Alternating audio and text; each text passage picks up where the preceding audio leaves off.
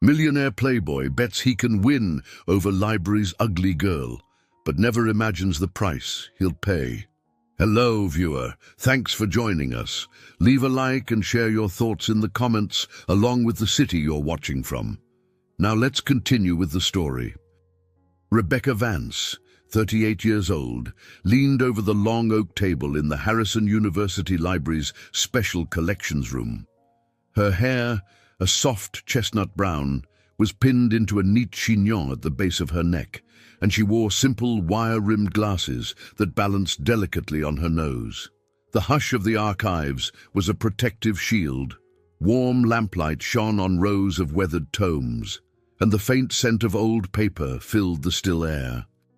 Each time Rebecca handled a new box of documents, she felt anchored, comforted by the knowledge tucked within the pages.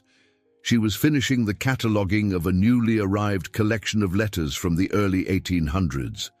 Her slender fingers carefully turned each sheet to inspect for any tears or water damage. Cataloguing might have seemed tedious to others, but for Rebecca, it was an act of devotion. She was meticulous, almost reverent, in preserving the words of people long gone. Often, she joked, though only to herself, that these silent letters were her truest companions. Dr. Eleanor Ainsworth, director of the library and a woman of calm authority, stepped in quietly, her footsteps muffled by the thick carpeting. At 56, Dr. Ainsworth carried herself with the refined confidence of someone who had spent decades in academia. She peered over Rebecca's shoulder and smiled approvingly at the expertly handled documents. "You've outdone yourself, Rebecca," Dr. Ainsworth said in a gentle tone. "I know this new batch of materials has you working overtime, but your effort shows. Each piece is meticulously catalogued." Rebecca offered a slight nod, a half smile appearing on her lips. "I want them to be accessible for future researchers. There's a wealth of history in these pages." Dr. Ainsworth placed a soft hand on Rebecca's shoulder. "And soon you'll have even more to catalogue. There's a substantial donation in the works, sizable enough to fund our digitalization project for rare documents. I wanted you to hear it from me first." The mention of a donation piqued Rebecca's interest. She'd heard rumors that some prominent benefactors planned to invest in the library.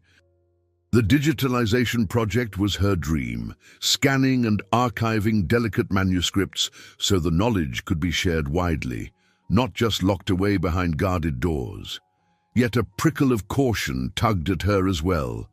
Wealthy donors often brought complicated expectations. As Dr. Ainsworth left, Chloe Davis, a bright-eyed colleague of 29, bustled in. Her curly blonde hair bounced around her shoulders in a carefree swirl. Chloe was the opposite of Rebecca in many ways, outgoing, talkative, and always eager for social gatherings. She plopped down beside Rebecca with a wide grin. "Did you hear about the fundraiser tonight?" Chloe asked. "They're setting up in the main hall of the library. Something tells me this could be a huge deal for us." Rebecca adjusted her glasses. "Dr. Ainsworth just mentioned a donation. Honestly, I prefer the quiet. Fundraisers mean crowds, speeches, and small talk." Her voice trailed off into a sigh. Social interactions were never her strong suit.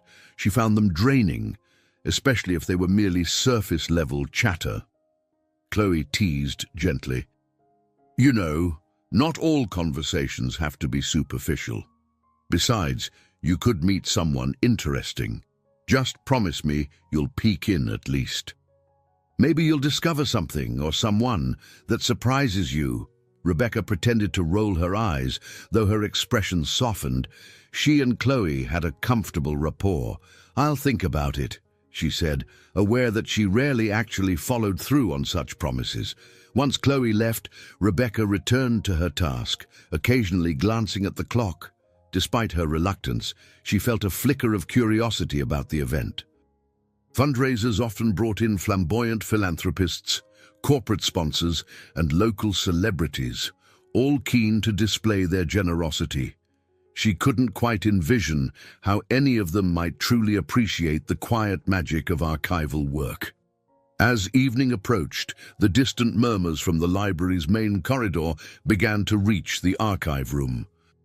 The distinct hum of conversation, the clink of glassware, and sporadic applause broke the tranquil bubble that usually enveloped Rebecca. She placed the last letter in its protective sleeve and closed the box carefully. A part of her wanted to slip away unseen, to stay cocooned in her safe realm of documented history and dusty shelves. However, the sense of something stirring, a subtle, electric possibility, nudged her. She caught her reflection in the glass door leading out of the archives. She looked poised but tired, the kind of tired that comes from living life on the sidelines. Dr. Ainsworth's words echoed in her mind, a big donation on the horizon, a potential expansion for her precious digitalization project. If stepping outside her comfort zone might help secure that future, perhaps it was worth it. Rebecca turned off the lamp, locked the archives, and headed down the corridor. The hallways, usually quiet at this hour, were lit brightly, dotted with clusters of guests in elegant attire. Servers carried trays of sparkling beverages. The main hall, typically a study area by day, had been transformed into a reception space with tasteful floral arrangements and soft music. Hovering by a pillar, Rebecca glanced around, trying not to feel out of place. The swirl of dresses and tailored suits made her self-conscious of her modest blouse and sensible flats.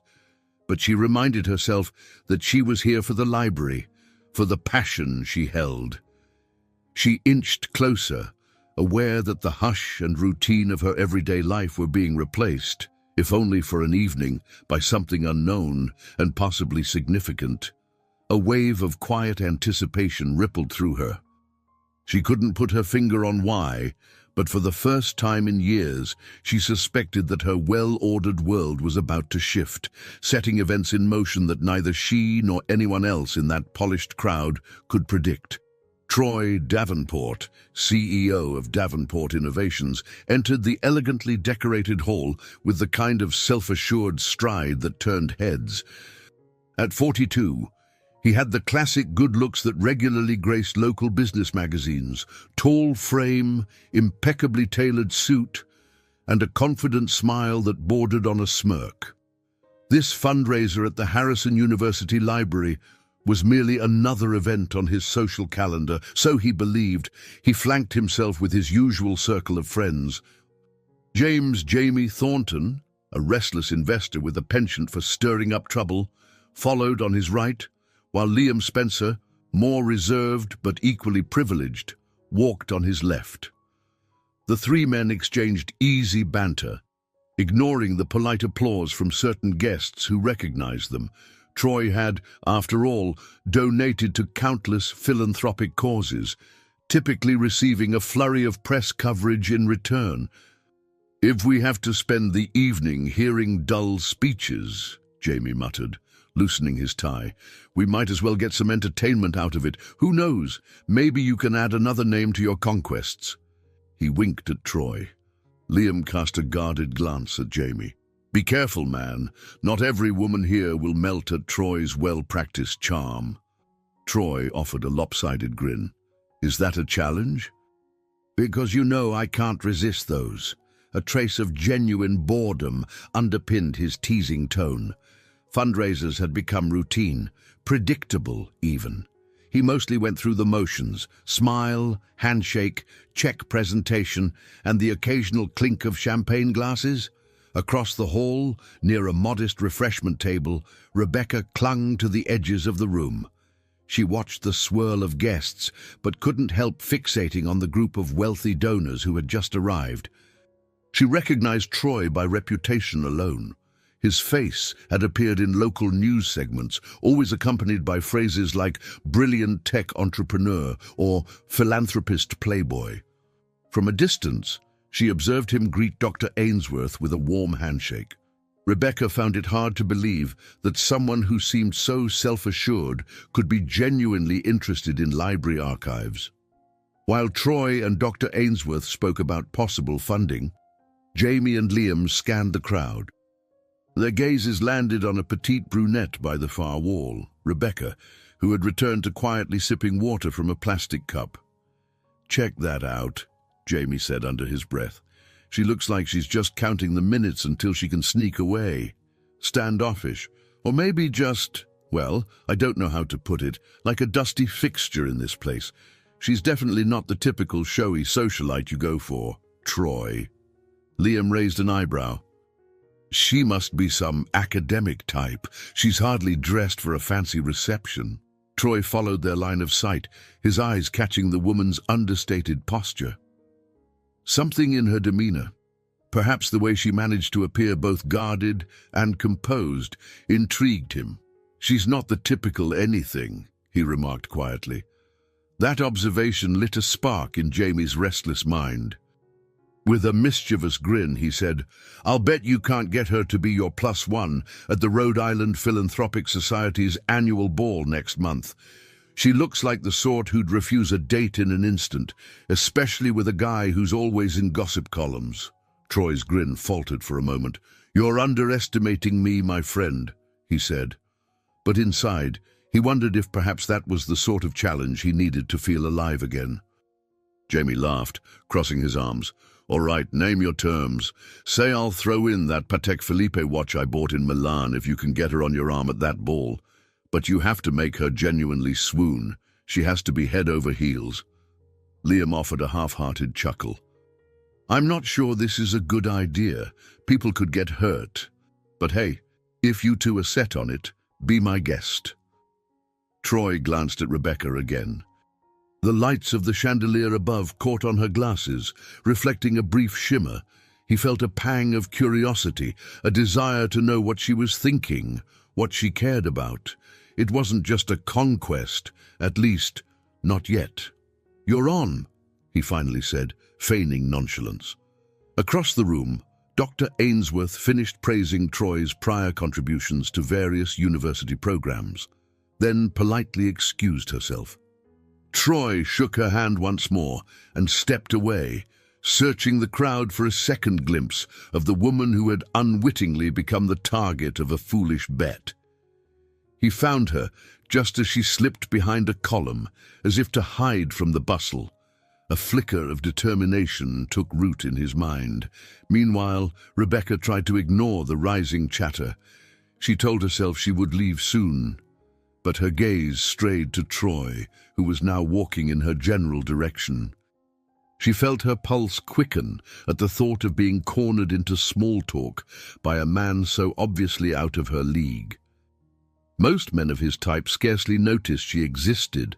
Her quiet nature and intellectual interests seldom captivated those driven by flash and charm. Yet something told her that night would be different. The library fundraiser continued around them, oblivious to the shifting undercurrent. Jamie and Liam looked on smugly, Troy forced a friendly smile, and Rebecca steeled herself. Little did she know. This was the moment her well-guarded world began to tilt on its axis, all because of a single, arrogant wager whispered over cocktails.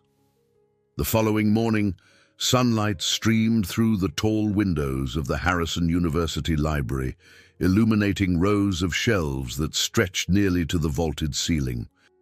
Rebecca, dressed in a crisp white blouse and a navy skirt that fell just below her knees, was prepping the archive for the day. She couldn't stop replaying the images from last night, the crowd, the champagne glasses, and Troy Davenport's intense gaze that lingered for a second too long. Behind her, the door swung open, and Dr. Ainsworth stepped in, looking as composed as ever. "Rebecca," she said warmly, "I have news. Mr. Davenport has made a very generous offer to fund our digitalization effort.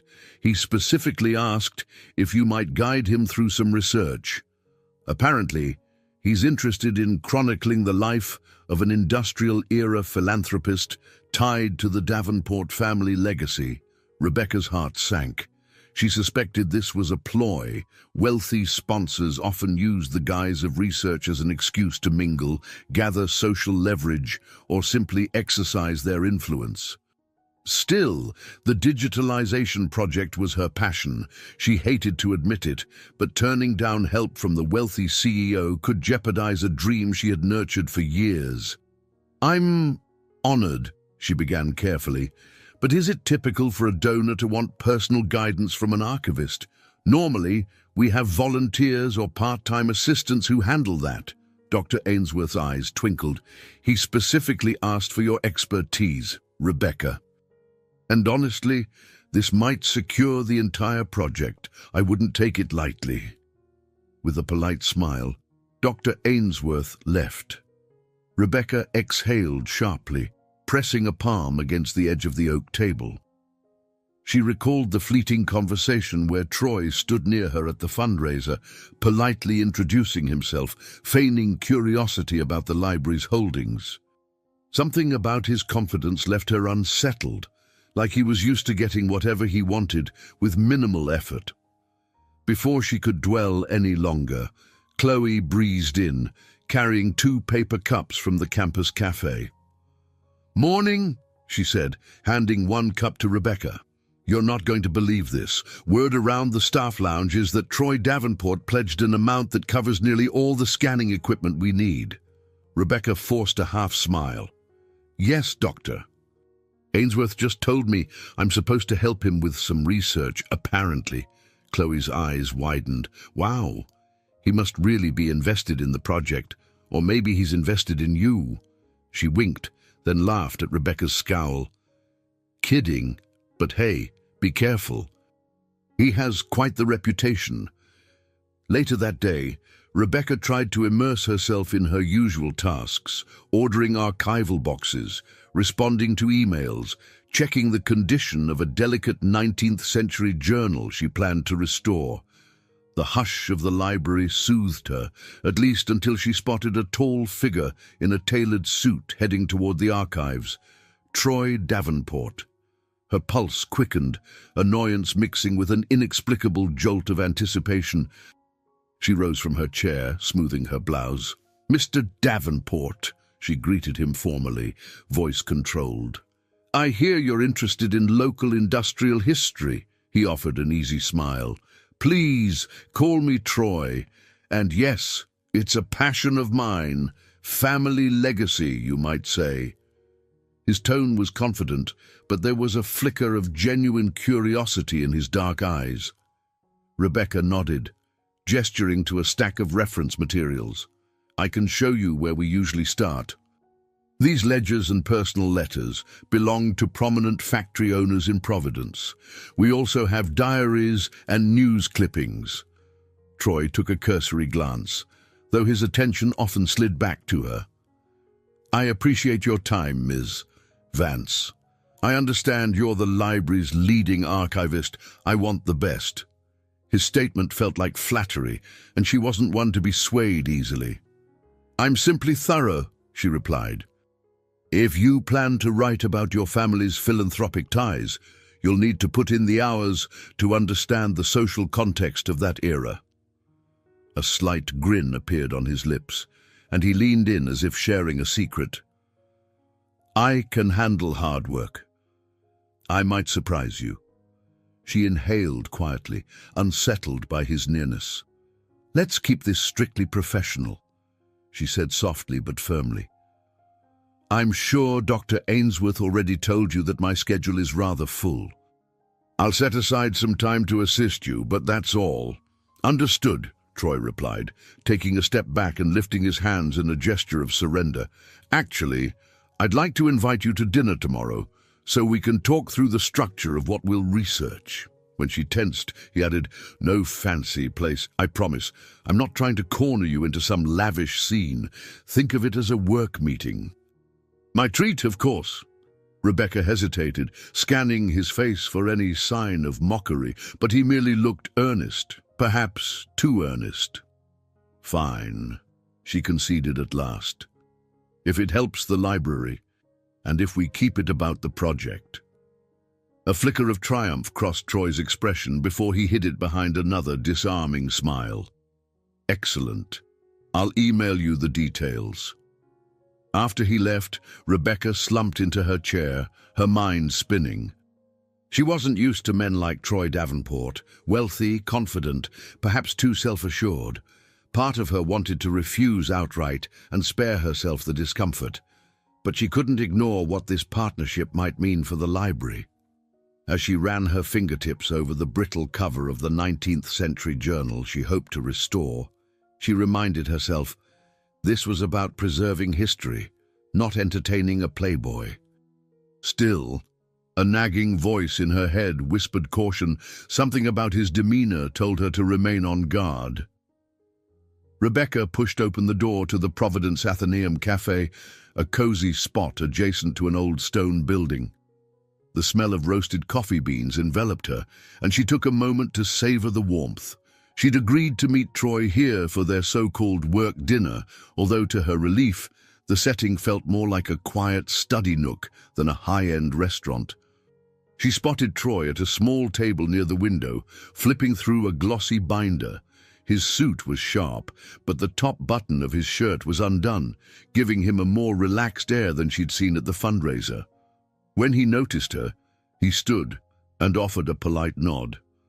"Glad you came," he said, gesturing for her to sit. "I've taken the liberty of ordering 2 coffees. I hope that's okay." Rebecca settled into the chair opposite him. "That's fine, thanks," she replied curtly.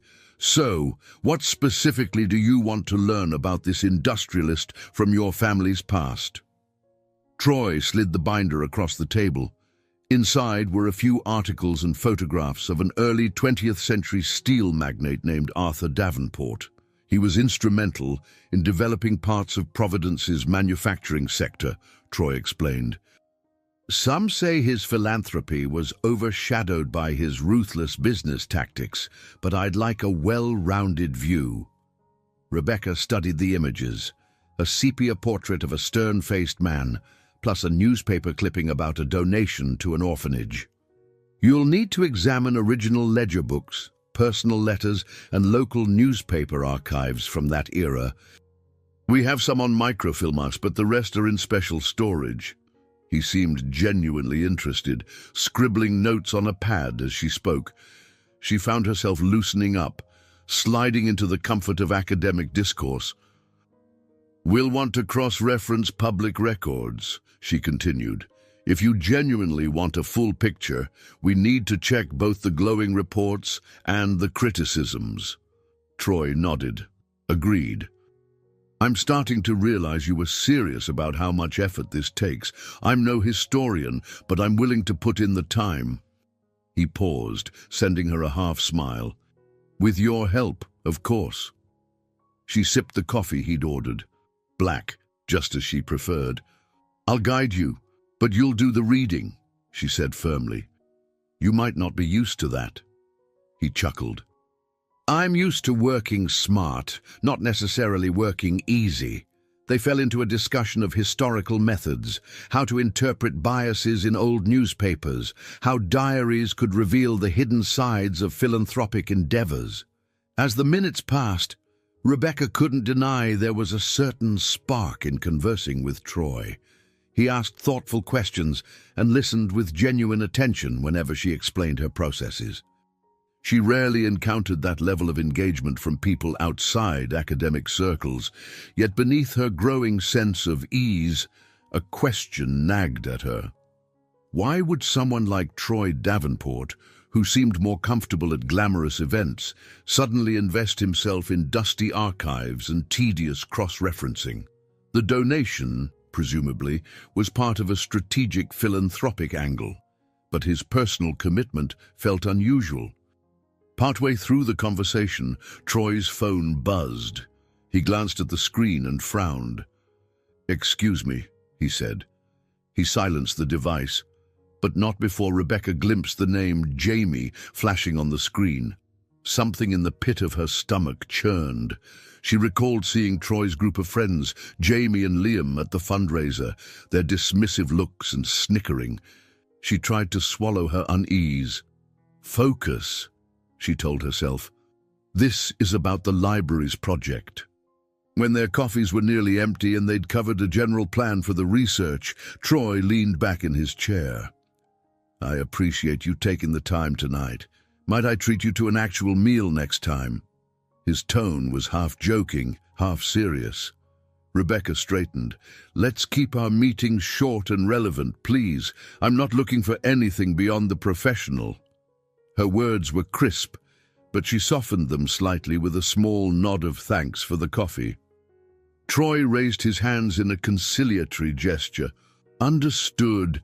I'll see you at the library then. Outside, a light drizzle had started. Rebecca walked briskly toward her car, hugging her coat tight. In the reflection of a rain-soaked window, she saw her face, serious, but with a faint flush of color high on her cheeks. He was undeniably charming, and she sensed an undercurrent of curiosity within him that wasn't entirely feigned. But something about it all, his easy confidence, the sudden fervor to research his ancestor, and those cryptic phone messages, kept her guard high. In the quiet of her car, she closed her eyes and reminded herself that her priority was the library's future.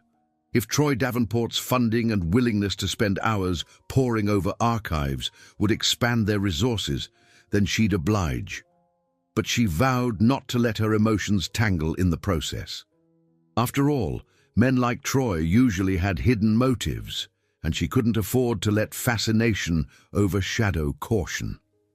On a crisp Thursday morning, Rebecca stood at her desk in the Special Collections office, reviewing a short proposal that Dr. Ainsworth had drafted.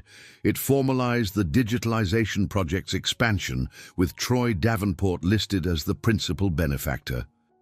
Rebecca's heart fluttered, torn between excitement for the library and the lingering wariness she harbored toward Troy's intentions. She was still reeling from the previous night's meeting.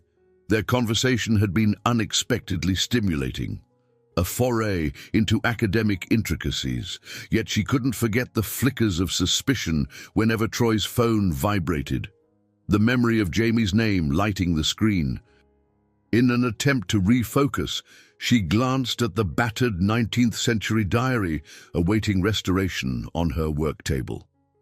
Its spidery handwriting held tales of a woman often dismissed by her peers, someone whose brilliance and sensitivity were overshadowed by societal judgments. Rebecca felt a kinship with that unknown writer, a shared understanding of being misunderstood. Chloe breezed in, a swirl of fresh air and perfume. "Good morning. Did you see the local paper? There's a small piece on Troy Davenport's pledge to the library. They even mention the digitalization of historical documents.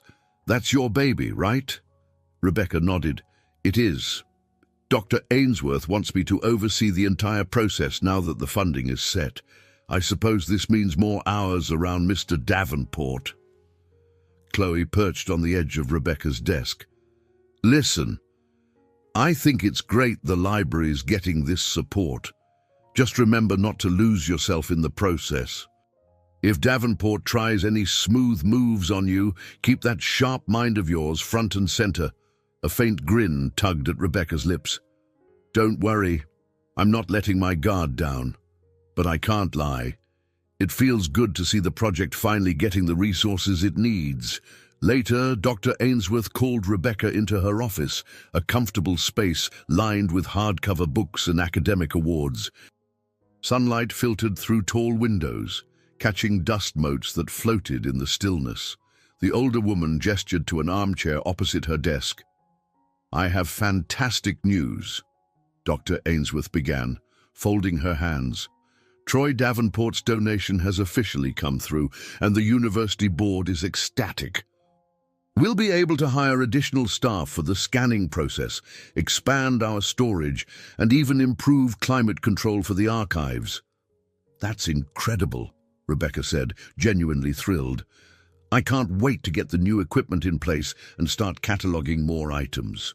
I've already begun compiling lists of documents that should be prioritized." Dr. Ainsworth smiled, nodding. and Troy has asked specifically for you to collaborate closely with him. He wants your input on how best to present the archived materials in a more public-friendly format, online exhibits, perhaps. He's also suggested a kind of philanthropic gala in a few months to showcase the progress. You'd be a central figure in that. The idea of being in the spotlight made Rebecca's stomach lurch. She loved her work behind the scenes, not on a stage. But if this meant educating more people about the importance of historical archives, she'd swallow her discomfort. "If it benefits the library," she replied carefully, "then I'll do my best." By the end of the day, she had scheduled a series of work sessions with Troy. The first would be in the library's main reading room to review archived letters he claimed to find fascinating. As the date approached, she found herself strangely anxious. Why did the idea of spending more time with him, beyond a single cafe meeting, tie her in knots? When the day arrived, Troy appeared at the library in a casual sweater and jeans, a departure from his usual polished suits. His hair was still immaculate, and he carried an energy that drew eyes from passers-by. Students recognized him from local headlines, whispering about his philanthropy and rumored exploits. Rebecca braced herself, determined to keep their interaction strictly professional. They settled at a wide wooden table in the reading room, stacks of documents between them.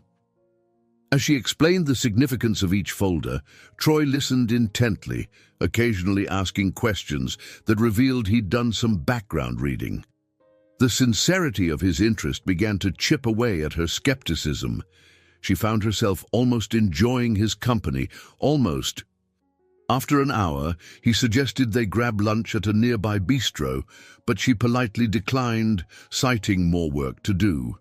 He accepted her refusal with a respectful nod, though she noticed a flicker of disappointment. Back in the archive, she folded her arms, staring at the diary on her desk. Her routine was shifting. No longer did her days pass in predictable solitude. She was, step by step, letting someone into her fortress of rare manuscripts and dusty records. The notion thrilled and unsettled her in equal measure. That evening, as she prepared to leave, she paused near the grand corridor where students hurried to and fro. She allowed herself a brief reflection. It was only the beginning of this partnership with Troy Davenport, yet the library felt more alive than ever. The hush she once cherished was replaced by a subtle hum of anticipation. She wasn't sure if this new rhythm would bring trouble or triumph, but a part of her, buried beneath layers of caution, felt the first stirrings of excitement. The next step, she knew, might lead far beyond the confines of her meticulous, carefully guarded routine. Rebecca stood in the hushed corridor outside Dr. Eleanor Ainsworth's office, mustering the courage to knock. It was early, the library not yet open to the public. Soft rays of morning light streamed through the tall windows, illuminating specks of dust dancing in the air. She could smell the faint aroma of fresh coffee drifting from behind the office door. Summoning resolve, she gently rapped on the wood. "Come in," Dr. Ainsworth's measured voice called. Stepping inside, Rebecca found the older woman seated behind her stately mahogany desk, a porcelain teacup steaming beside a stack of papers. A bright shawl draped Dr. Ainsworth's shoulders, adding a burst of color to an otherwise book-filled backdrop. Paintings of historic Rhode Island scenes lined the walls, reminders of the university's dedication to preserving local heritage. "Rebecca," Dr. Ainsworth greeted warmly, gesturing for her to sit in a leather armchair opposite. "You're here bright and early. Everything all right?" Rebecca folded her hands in her lap, suddenly aware of her own nervous energy. She'd come to trust Dr.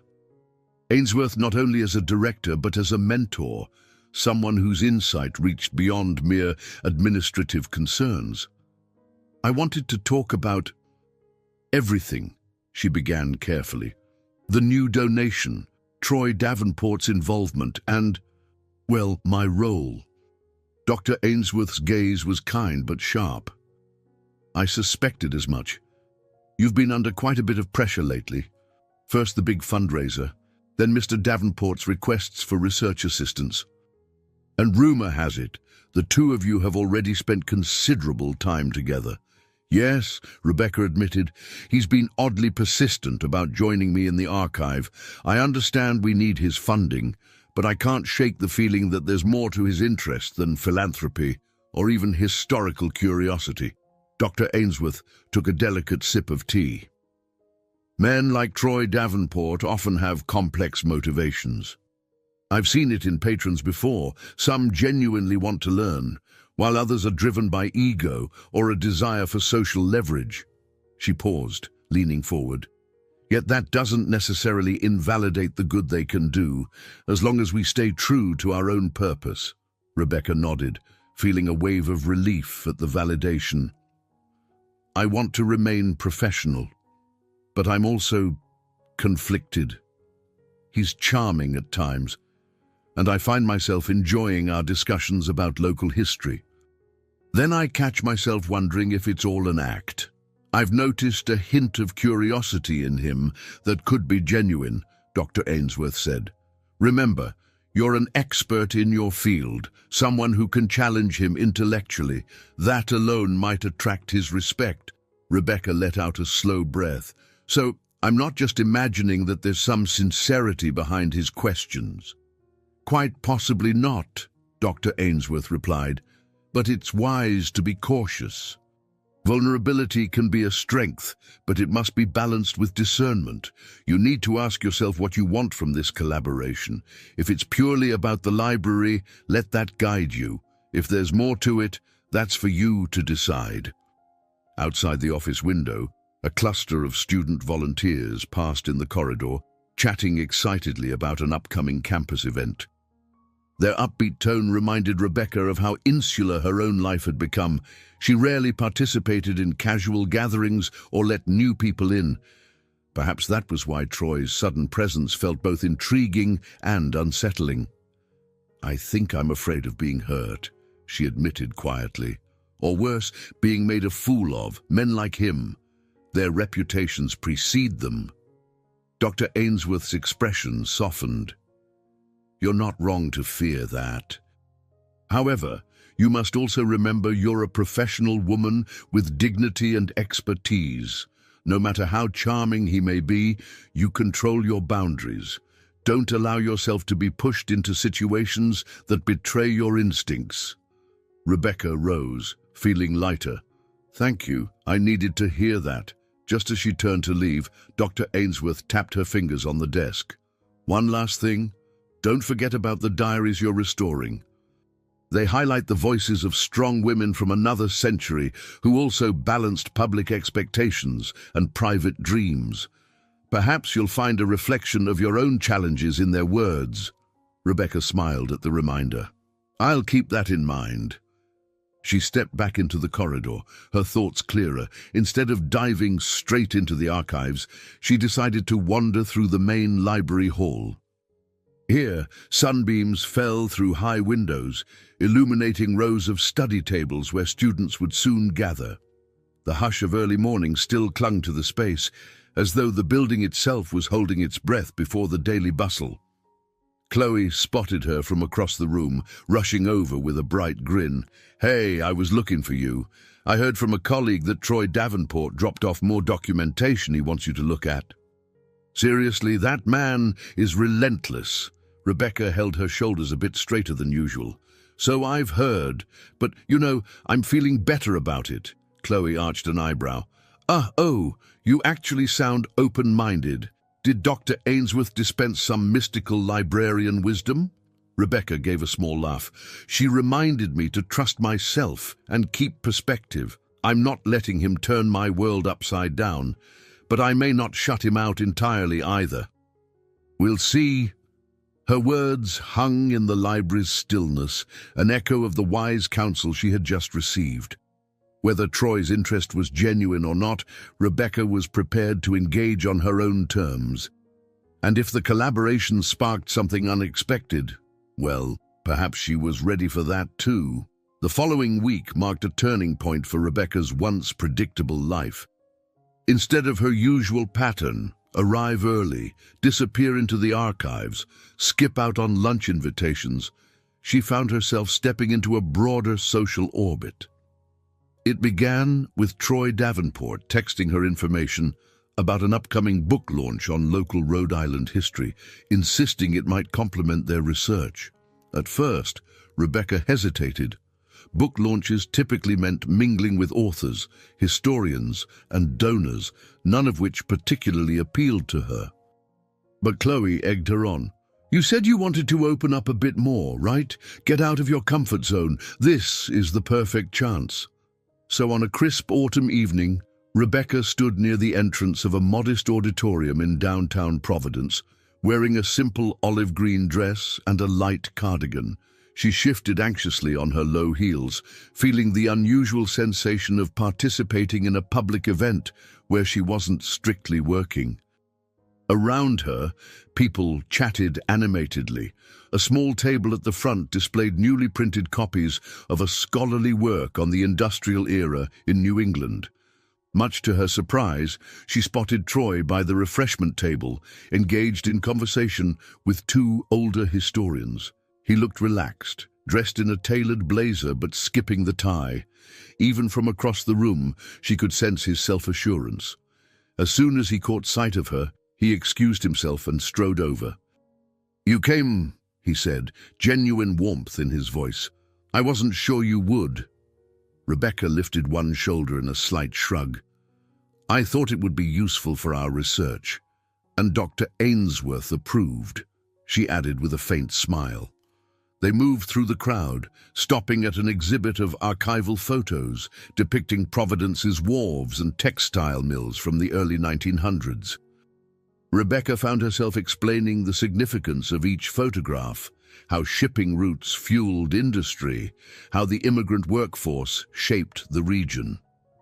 Troy listened intently, occasionally asking questions that displayed a deeper curiosity than she expected.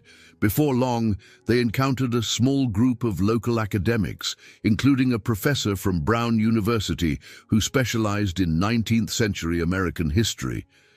The professor recognized Rebecca and spoke highly of her meticulous archival work. Troy seemed visibly impressed to hear someone praise her so openly. "You really are a force in the library world," he said to her once they were alone again, sipping small cups of punch. His tone was light, but it carried a hint of admiration that made Rebecca's cheeks warm. "I had no idea." "You never asked," she replied simply, still cautious about reading too much into his compliments. By the end of the evening, Rebecca felt oddly invigorated. She'd networked with scholars, recommended resources, and enjoyed discussing historical curiosities without feeling like an outsider. As she prepared to leave, Troy offered her a ride home.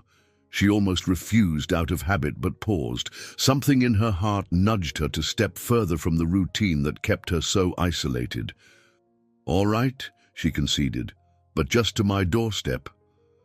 During the short drive through the lamplit streets, their conversations stayed on safe topics: the new book's merits, the upcoming scanning project deadlines, the possibility of hosting a public exhibit featuring the diaries Rebecca was restoring. Yet beneath the polite chatter, she sensed an undercurrent, a shared acknowledgement that they were spending personal time together, not merely fulfilling the library's checklist. When Troy pulled up in front of her modest apartment building, he parked and turned the engine off. "Thanks for trusting me enough to accept the ride," he said quietly. His voice was gentler than she'd heard before. Rebecca inhaled, gripping the strap of her purse. "I appreciate the invitation to the book launch. It was nice to get out and connect with other professionals." She glanced toward the building, the familiar comfort of her solitude beckoning. But before she stepped out, she added, "You're not like I expected, or at least you're making an effort not to be." He shifted slightly, eyes flicking to the steering wheel. "I'm trying to—" He hesitated, then offered a thin smile. I am trying to do things differently, I suppose. She caught that fleeting vulnerability, though alarm bells of caution rang softly. She couldn't ignore her own stirring empathy.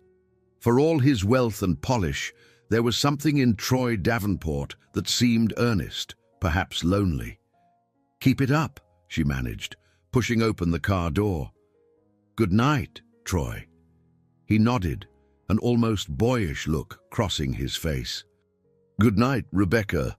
As she climbed the steps to her apartment, the cool breeze of autumn swept over her. She realized she'd just spent an evening immersed in a realm she used to avoid, surrounded by well-dressed intellectuals and a man whose reputation as a playboy preceded him, and she hadn't hated it. In fact, she felt a curious thrill, a sense that change was in the air. She shut her apartment door behind her, resting momentarily against it. Farewell to the old routine, she thought. Whatever came next, she wasn't the same woman who once hid between shelves of dusty volumes, content to be invisible. She might not be ready to fling herself headlong into new possibilities, but she was finally willing to peer over the edge. "Are you sure I belong here?" Rebecca murmured under her breath, gazing around the gleaming lobby of Davenport Innovations. The high-rise building soared above downtown Providence, its glass facade reflecting the morning sun. Inside, polished floors shone, and modern art dotted the walls in carefully curated spots. Everything oozed prestige and wealth, two forces that often put Rebecca on edge. "You're doing fine," Troy whispered, placing a light hand on her elbow to guide her toward a reception desk staffed by sharp-eyed assistants. "I want you here to observe how our corporate leadership meeting works. It'll give you context on some philanthropic decisions we're making, decisions that might involve the library's new projects." She swallowed a flare of nerves and followed him into an impressive conference room with floor-to-ceiling windows, showcasing panoramic views of the city. Several high-level executives were already seated, glancing curiously at Rebecca as she stepped inside with Troy. Jamie Thornton was there too, tapping a pen against the edge of the table. He cast a quick, critical once-over in her direction, lips curling slightly. Troy's expression tightened at the sight of his old friend, but he proceeded calmly, introducing Rebecca as the archivist responsible for the library's upcoming digitalization endeavors. The executives nodded politely, though some looked bored, as if unsure how a librarian fit into their strategic planning. When the meeting began, talk initially focused on quarterly profit margins, new software launches, and expansions into other markets. Rebecca tried to remain inconspicuous at Troy's side, but every so often she felt prying eyes flicker her way. Eventually, the agenda reached corporate social responsibility initiatives, and Troy invited her to speak about the library's restoration projects. Rebecca cleared her throat, nerves dancing in her stomach. The Harrison University Library aims to preserve historical documents for public access. We're planning digital exhibits that connect local communities with their heritage, especially relating to the industrial development of Providence. The funds Mr. Davenport pledged will allow us to expand, but we also hope to attract further sponsorships. An older executive in a sleek suit leaned forward. "So you're proposing we channel more resources into preserving old letters and diaries? Pardon my candor, but where's the return on investment there?" She maintained composure, recalling Dr. Ainsworth's steady guidance. "Cultural preservation may not yield immediate financial returns," she admitted, "but supporting education and historical research fosters goodwill, community engagement, and eventually a better-informed society. It can also build the company's brand as a true benefactor of knowledge." The man still looked skeptical, but Troy stepped in. "Davenport Innovations has always valued forward-thinking tech solutions. This is a chance to innovate in cultural preservation, potentially building new scanning methods, interactive exhibits, or even educational apps that bring these documents to life." Rebecca felt a wave of gratitude toward Troy for bridging the gap between her academic passion and the corporate realm's language. Still, her focus wavered when she noticed Jamie's cool stare. He offered a dismissive smile as the discussion continued, contributing little but quietly scrutinizing every word. After the meeting adjourned, the executives filed out, some giving polite nods to Rebecca. Jamie lingered, flipping through notes. "Quite the ambitious plan you two have. Tell me, Miss Vance, do you honestly think your archives will hold Mr. Davenport's attention long enough to see this through?" The sharpness in his tone sent a jolt through her. Troy's gaze flashed with annoyance. "Jamie, is there a problem?" Jamie shrugged. "No problem. I'm just curious if our dear archivist understands the scope of Troy's interests. He rarely commits to anything that's not quickly rewarding." Rebecca felt a spark of indignation rising. She met Jamie's gaze head-on. "He's been fairly committed so far. I'm not naive. I realize partnerships can shift. But from what I've seen, the library matters to him." Then she added, "As does genuine philanthropy, I hope." Jamie's eyes flickered with something she couldn't interpret. Suspicion, amusement, or both. "Well, best of luck to you," he said crisply, gathering his notes and striding out. Troy exhaled, pressing a hand to the back of his neck. "Ignore him. He can be difficult." Rebecca frowned. "I can tell, but he's your friend." "Old habits," Troy replied, forcing a small smile. "Our families have been connected for ages. Let's just say we share history, though I'm starting to see we may not share the same values anymore." She didn't pry further. Instead, she let him lead her back to the lobby. A hush fell between them as they descended in the sleek, mirrored elevator. Stepping out, Rebecca paused near the glass doors. "That was definitely new territory for me," she said, exhaling a breath she didn't realize she'd been holding. "I'm more used to dusty reading rooms than corporate boardrooms." Troy met her eyes, sincerity evident. "You handled yourself well. It takes courage to stand in front of skeptics and defend the importance of archives." She offered a genuine smile. "Thanks. I still prefer our quiet library corridors to all that glitz. But maybe it won't feel so overwhelming next time."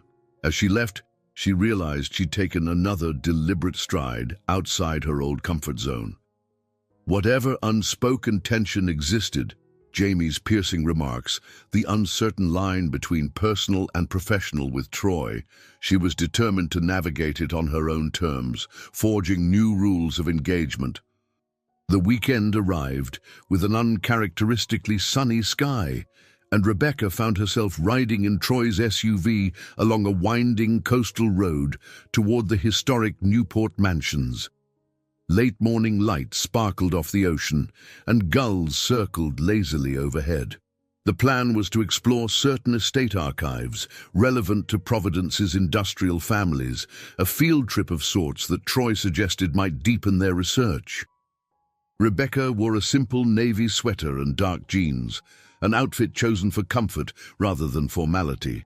She checked and rechecked her notes on which archives were accessible to the public and which required special permission. Troy, dressed casually in a light jacket and loafers, seemed at ease. "How many of these mansions have you visited?" she asked, watching the ornate gates roll by. "A handful," he replied, keeping his eyes on the road. "Usually for charity galas or social functions. I can't say I've ever delved into the historical side of them until now." They pulled up to an elegant estate, built in the late 19th century, its gardens manicured to perfection. Inside, they found a small library curated by preservationists who specialized in local history. Rebecca introduced herself to a staff archivist, explaining the scope of her own project at Harrison. Soon, they were poring over documents that detailed the philanthropic networks of the era, Families like the Davenports had contributed large sums to build schools and hospitals, though they'd also been tied to labor disputes and questionable business tactics. Rebecca noticed Troy becoming increasingly engrossed in a ledger listing his ancestors' contributions. "I had no idea Arthur Davenport funded a women's college scholarship back in 1910, he remarked, running a fingertip down the column of figures. "That's precisely the complexity of these historical figures," Rebecca said. "They could be ruthless in commerce and yet pioneers in social causes. People aren't one-dimensional." Troy looked up, meeting her gaze. "You're right. It's humbling to see the human side beneath the headlines of profit or scandal." After a couple of hours examining records, they decided to take a stroll through the mansion's expansive grounds. The day had warmed, and a gentle breeze carried the scent of salt air. They walked side by side, discussing how best to piece together a balanced narrative of Arthur Davenport for their research. As they meandered down a gravel path, Troy abruptly stopped by a carved stone bench overlooking the ocean. "Rebecca," he said, clearing his throat. "This might be an odd moment to say this, but thank you. Not just for helping with the archive work, but for pushing me to see beyond glossy narratives." Her cheeks heated. She folded her arms, taking in the rhythmic crash of waves against rocky cliffs. "I'm just doing my job." He smiled softly. "Maybe. But I've known plenty of experts who never challenge me like you do. I'm used to people telling me what they think I want to hear." She shifted, unsure how to respond.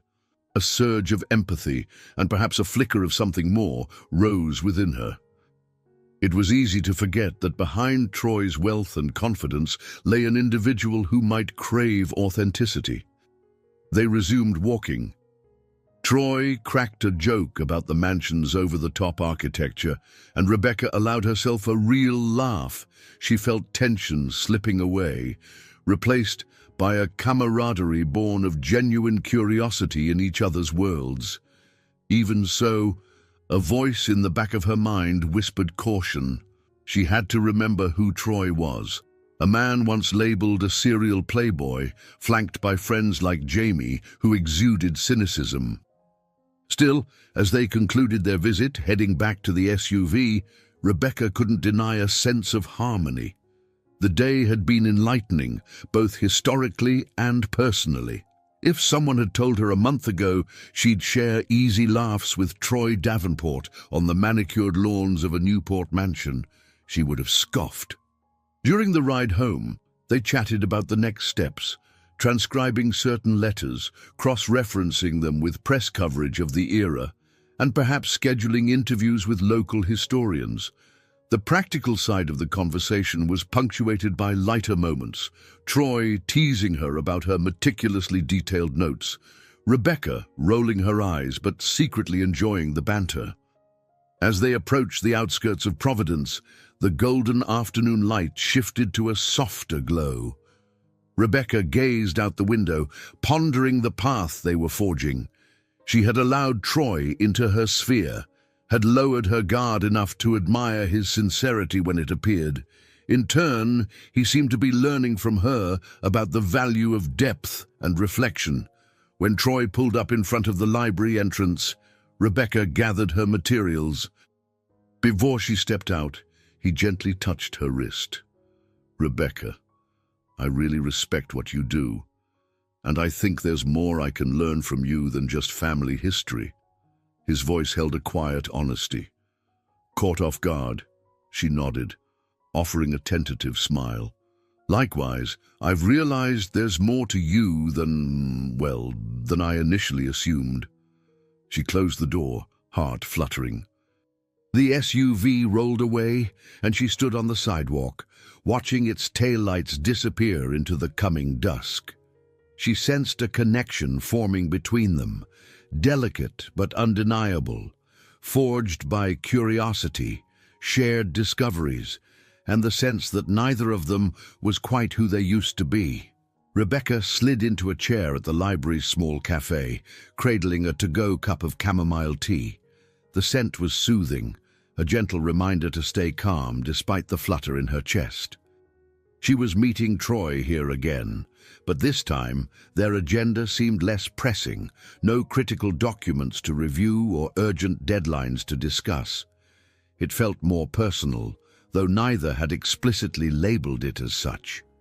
She spotted him moments later, weaving through a group of undergrads who gawked at him. Troy balanced a coffee cup in one hand while offering them a polite nod. He wore a soft sweater and casual slacks, more approachable than his usual business attire.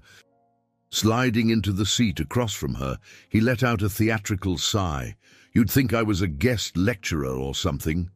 A slight smile curved Rebecca's lips. "They probably recognized you from local news. Tech mogul shakes hands with governor, that sort of headline." He chuckled. "So, how's your morning been?" She launched into an update about the digitalization project. Newly hired assistants had arrived to handle scanning, and Dr. Ainsworth praised the improved efficiency.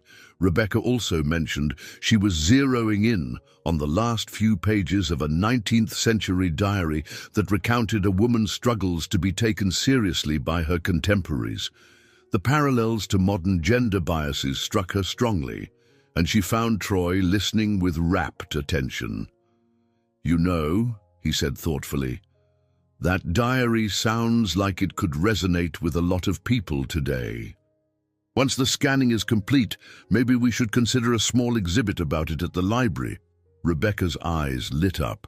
"That's exactly what I was thinking. If we highlight personal stories rather than just broad events, it might draw more visitors who see part of themselves in those narratives." Troy leaned forward, elbows on the table, appearing relaxed yet sincere. "I'd love to help finance any exhibit that focuses on giving a voice to the overlooked. It feels more meaningful than writing a big check and walking away." A flutter of gratitude passed through her. "I appreciate that," she replied softly. Their conversation meandered to lighter topics. The best place in Providence to get clam chowder. The funniest misfiled record she'd ever discovered, someone once labeled a 1902 railway ledger under nautical exploration, and random memories of childhood vacations. Before she realized it, they'd been talking for nearly an hour. With each passing minute, the underlying tension between them, equal parts caution and intrigue, began to morph into something gentler.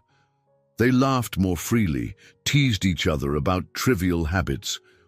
Troy confessed he'd once tried to impress a date by claiming expertise in medieval manuscripts, only to realize he couldn't tell the difference between Old English and Latin. Rebecca playfully rolled her eyes at his youthful arrogance, but found herself charmed by the humility in his retelling. Eventually, Chloe wandered past, bright-eyed as ever. She paused at their table, hands on her hips in mock accusation. "You two have been holed up here forever. Does Dr. Ainsworth know she's missing her star archivist?" Rebecca scoffed lightly. "I think she'll survive, Chloe. We're discussing exhibit ideas." Chloe's lips curved into a knowing grin. Sure. Well, I won't interrupt. Just keep in mind the library closes early tonight, so don't stay too long dreaming up fancy philanthropic plans." She winked, then bounced off to reshelve some books. As silence settled, Rebecca glanced at Troy over the rim of her teacup. The air between them felt warmer, a shared understanding quietly taking root. She could sense that the dynamic was shifting beyond a mere work relationship. Whether it would become real friendship or something deeper remained to be seen. "Let me know if you ever want more assistance with these diaries," Troy said, smoothing the sleeve of his sweater. "Beyond the big philanthropic gestures, I can handle basic tasks like transcribing or scanning. I'm surprisingly decent at typing if I put my mind to it." She laughed. "Really? I'd pay to see that. You, carefully keying in 19th century cursive." He smirked. "Hey, I might shock you with my dedication. Don't underestimate me." They let their banter trail off naturally, both aware of the gentle fondness in their tone. At length, Troy checked his watch and sighed. "I have a meeting soon, but this was nice. We should do this more often, just talk." Rebecca nodded, placing her empty cup onto the table. "Agreed. It's nice to get to know you outside corporate boardrooms and hush-hush archives." They stood, lingering a moment before exiting. He accompanied her to the library's central hallway, where staff and students bustled past. The shared laughter and easy conversation of the last hour lingered in her mind, a buoyant feeling of possibility. Friendship in germination, she thought. Or perhaps something more. She couldn't be certain yet, and she felt no rush to label it. All she knew was that with every encounter, she and Troy were weaving a connection that felt increasingly genuine. The caution she still held onto was tempered by a soft hope that maybe, just maybe, this man who entered her life through a simple and suspicious proposition was slowly discovering he wanted something real, and she was beginning to suspect she did, too. The steady hum of the library's overhead lights provided little comfort as Rebecca stared at her inbox, rereading the terse email Troy had sent just an hour ago. He apologized for being last minute, but he'd been summoned by his friends, Jamie and Liam, for an impromptu meeting at a local lounge. The words had rubbed Rebecca the wrong way, even if Troy's tone was polite. She could sense an undercurrent of anxiety. Why would a simple social gathering with his old circle make him so tense? She closed her laptop and stepped away from the desk. It was already early evening, and the library's usual bustle had died down to a handful of students finishing their research. She'd planned on reviewing a new shipment of archival letters tonight, but her concentration was shot. Trying to shake off her unease, she headed to the main exit, flipping off lights and locking up behind her. A crisp autumn wind rustled the leaves scattered across the library's front steps. The air smelled faintly of wood smoke from a nearby building. She stood there, debating whether to walk home or take her car. That was when her phone vibrated. Troy was calling. She answered hesitantly. "Rebecca," he said, his voice taut with suppressed frustration. "I'm sorry for texting you so abruptly earlier. Jamie and Liam insisted I meet them tonight. And, well, it's complicated." "What's going on?" she asked, tucking her free arm around herself against the chill. "You sound upset." He exhaled heavily. "They want updates about what I've been doing, specifically with you, the library, everything. They're pushing me to... Never mind. Maybe I shouldn't drag you into this." She frowned, that uneasy feeling deepening. "Troy, if it concerns me, I'd like to know."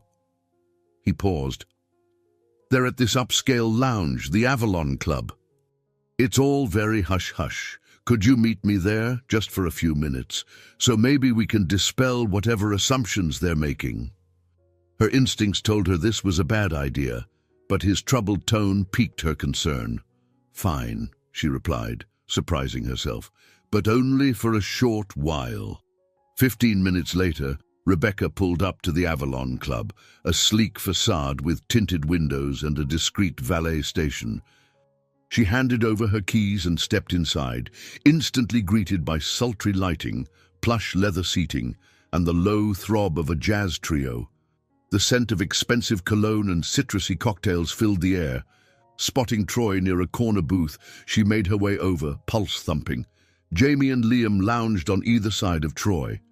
Jamie, swirling a glass of whiskey, was the first to notice her. His lips curled into a vaguely amused smile.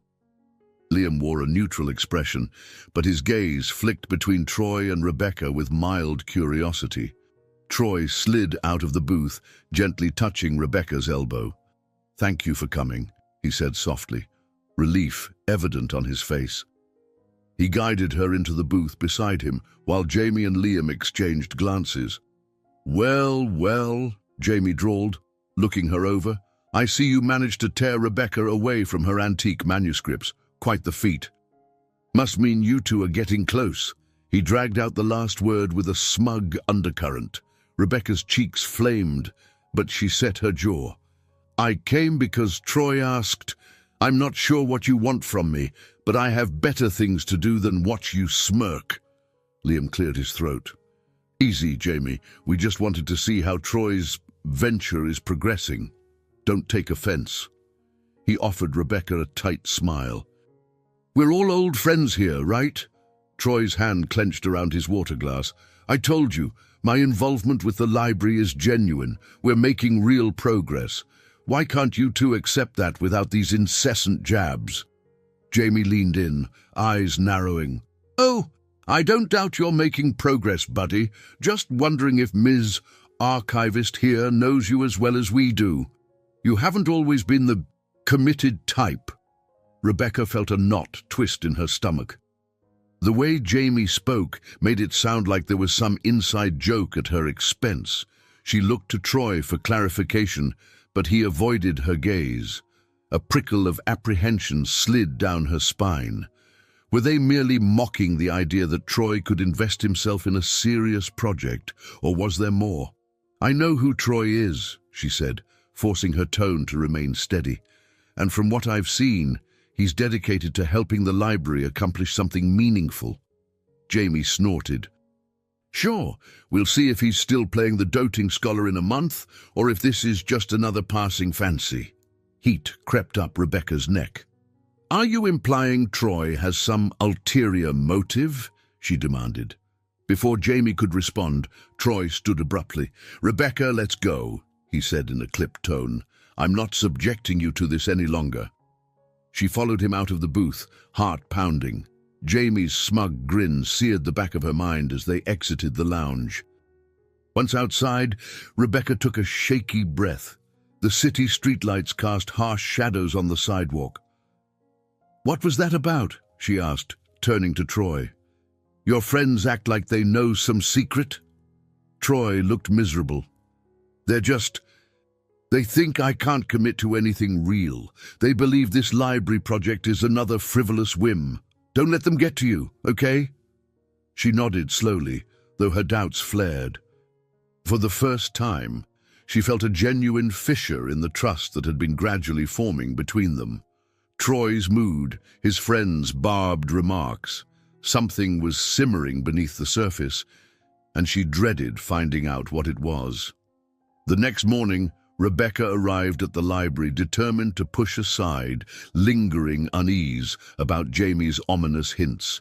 She had an exhibit to prepare, a small showcase highlighting historical letters from influential Providence families.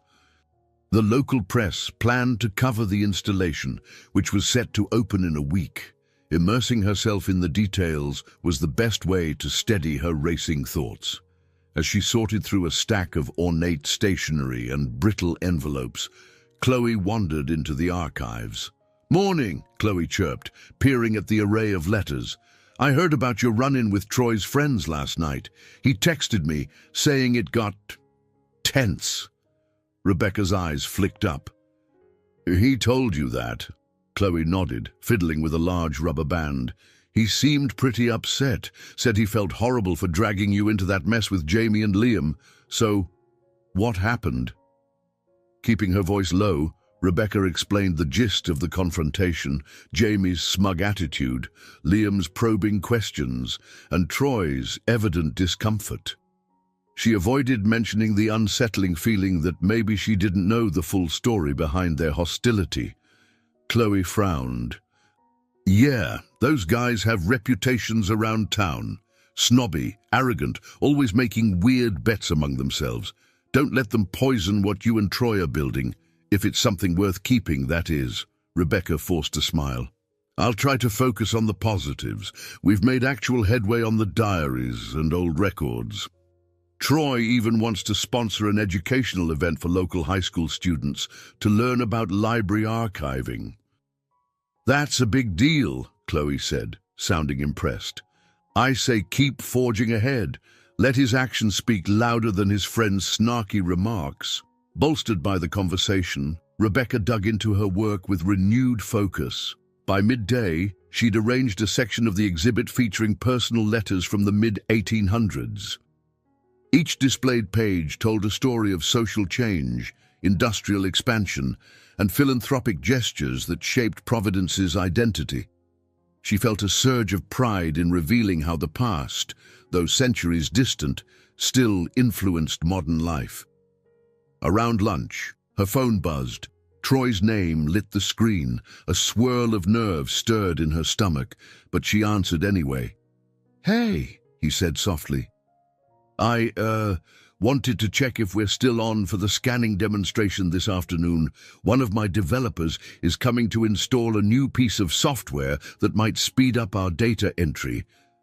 Rebecca relaxed a fraction. "Yes, of course.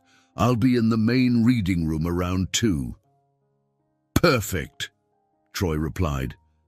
"Rebecca, about last night." "It's fine," she cut in, trying to sound reassuring. "Let's focus on the progress we're making. I'll see you at 2. When he arrived later, accompanied by a friendly technician from Davenport Innovations, Rebecca guided them through the library's scanning stations. The hum of the machines provided a comforting backdrop as she explained how each historical page was captured, converted into high-resolution images, and stored for public access. The demonstration ended on a high note. The new software plugin worked seamlessly, cutting the scanning time by nearly half. Troy appeared genuinely proud. "This is great," he said to Rebecca. "Our philanthropic division might roll this out to other libraries if it proves successful. Imagine how many archives could be preserved." She couldn't help smiling. "It's a milestone. We could actually complete the entire backlog of documents within a year now." Behind them, the technician packed up his gear, leaving Rebecca and Troy momentarily alone in the reading room. Through the tall windows, afternoon light streamed onto the neat rows of desks, giving the space a serene glow. She found Troy's gaze on her, a mix of relief and admiration in his eyes. "You were brilliant today," he said. "I've never seen someone so passionate about bringing history to life." Rebecca cleared her throat. "I just love what I do, and it helps that we're seeing tangible results." He took a cautious step closer. "About my friends," he began, voice subdued. "I can't change them overnight. I'm sorry for the stress they caused you." Rebecca hesitated. She wanted to ask him outright if there was a secret behind their mocking undertones, but she also sensed the fragility in his expression. Instead, she said, "I can handle disapproval. As long as we keep moving forward and you're honest with me, that's what matters." A flicker of something, gratitude perhaps, softened his features. "I promise I'm not in this lightly," he murmured. "Working on this project, getting to know you, it's all more meaningful than I ever expected." Before she could respond, a pair of students entered, looking for a table. The moment broke, but a gentle warmth remained as they exited the reading room. For Rebecca, it felt like a minor victory, pushing back doubts just enough to enjoy the tangible progress they had achieved. The day wrapped up with Dr. Ainsworth congratulating Rebecca on the scanning demonstration's success. Chloe teased her lightly in the hallway, calling it the dynamic duo effect, earning a smirk from Rebecca. Even so, as she headed home that evening, her thoughts returned to Jamie's barbs. She might be collecting small wins with Troy, but a nagging voice in her mind warned that real challenges still lurked, ones that might test the delicate connection they were forging. By the time Rebecca finished typing her final notes on the exhibit's overview, the library was long closed for the night. The soft glow of her desk lamp cast comforting shadows across stacks of reference books. She rubbed her temples, exhaustion tugging at her. Yet a lingering anticipation pulled her to check her phone, half hoping Troy might text, half dreading another tense message about his friends. A quiet vibration jolted her out of her reverie. She glanced down. It was Troy, asking if she had a minute to talk. Her pulse quickened, unsettled but intrigued, before she tapped out a cautious reply. "Yes, I'm still at the library. Everything okay?" Within minutes, a sharp rap sounded on the locked glass doors at the front of the building. Surprised, she hurried to unlock them, finding Troy waiting in a charcoal overcoat, hair slightly disheveled, expression guarded. He looked both relieved and apprehensive to see her. "Sorry to show up like this," he said, stepping inside. "I was driving aimlessly thinking, and I realized I wanted to talk in person." Rebecca motioned for him to follow her to the lounge area beside the main reading room. A single overhead light glowed there, illuminating a few comfortable chairs. The rest of the expansive library lay in shadows, silent, except for the faint hum of HVAC vents. "What's on your mind?" she asked quietly. He sank into a chair, elbows resting on his knees. After a moment of tense silence, he spoke. "I've been feeling torn between two worlds. My life with Jamie and Liam, and this new path I'm exploring with you, the library, and actual meaningful work. Jamie keeps demanding updates, mocking me for playing the good boy. It's wearing me down." Rebecca felt her heart beat heavier. This was the most candid he'd ever been about his old circle's impact on him. "Why does Jamie have such a hold on you?" she asked gently. "Is it just a long-standing friendship?" Troy grimaced. "We grew up together. Our families mingle in the same elite circles. We used to challenge each other with, well, ridiculous bets and dares. It's childish, but that environment was all I knew. Now I see how shallow it was." A flicker of dread stirred in Rebecca's mind at the word bets. Jamie had alluded to them. She remembered the lounge confrontation and how Jamie taunted Troy about progress. Something about that had felt sinister, but she steeled herself, deciding not to jump to conclusions. "Then maybe it's time to set boundaries," she said, voice calm. "If Jamie doesn't respect your growth, maybe you need distance." Troy exhaled, shoulders slumping. "I'm trying, but he keeps insisting I prove myself to him, that I can seal any deal I want.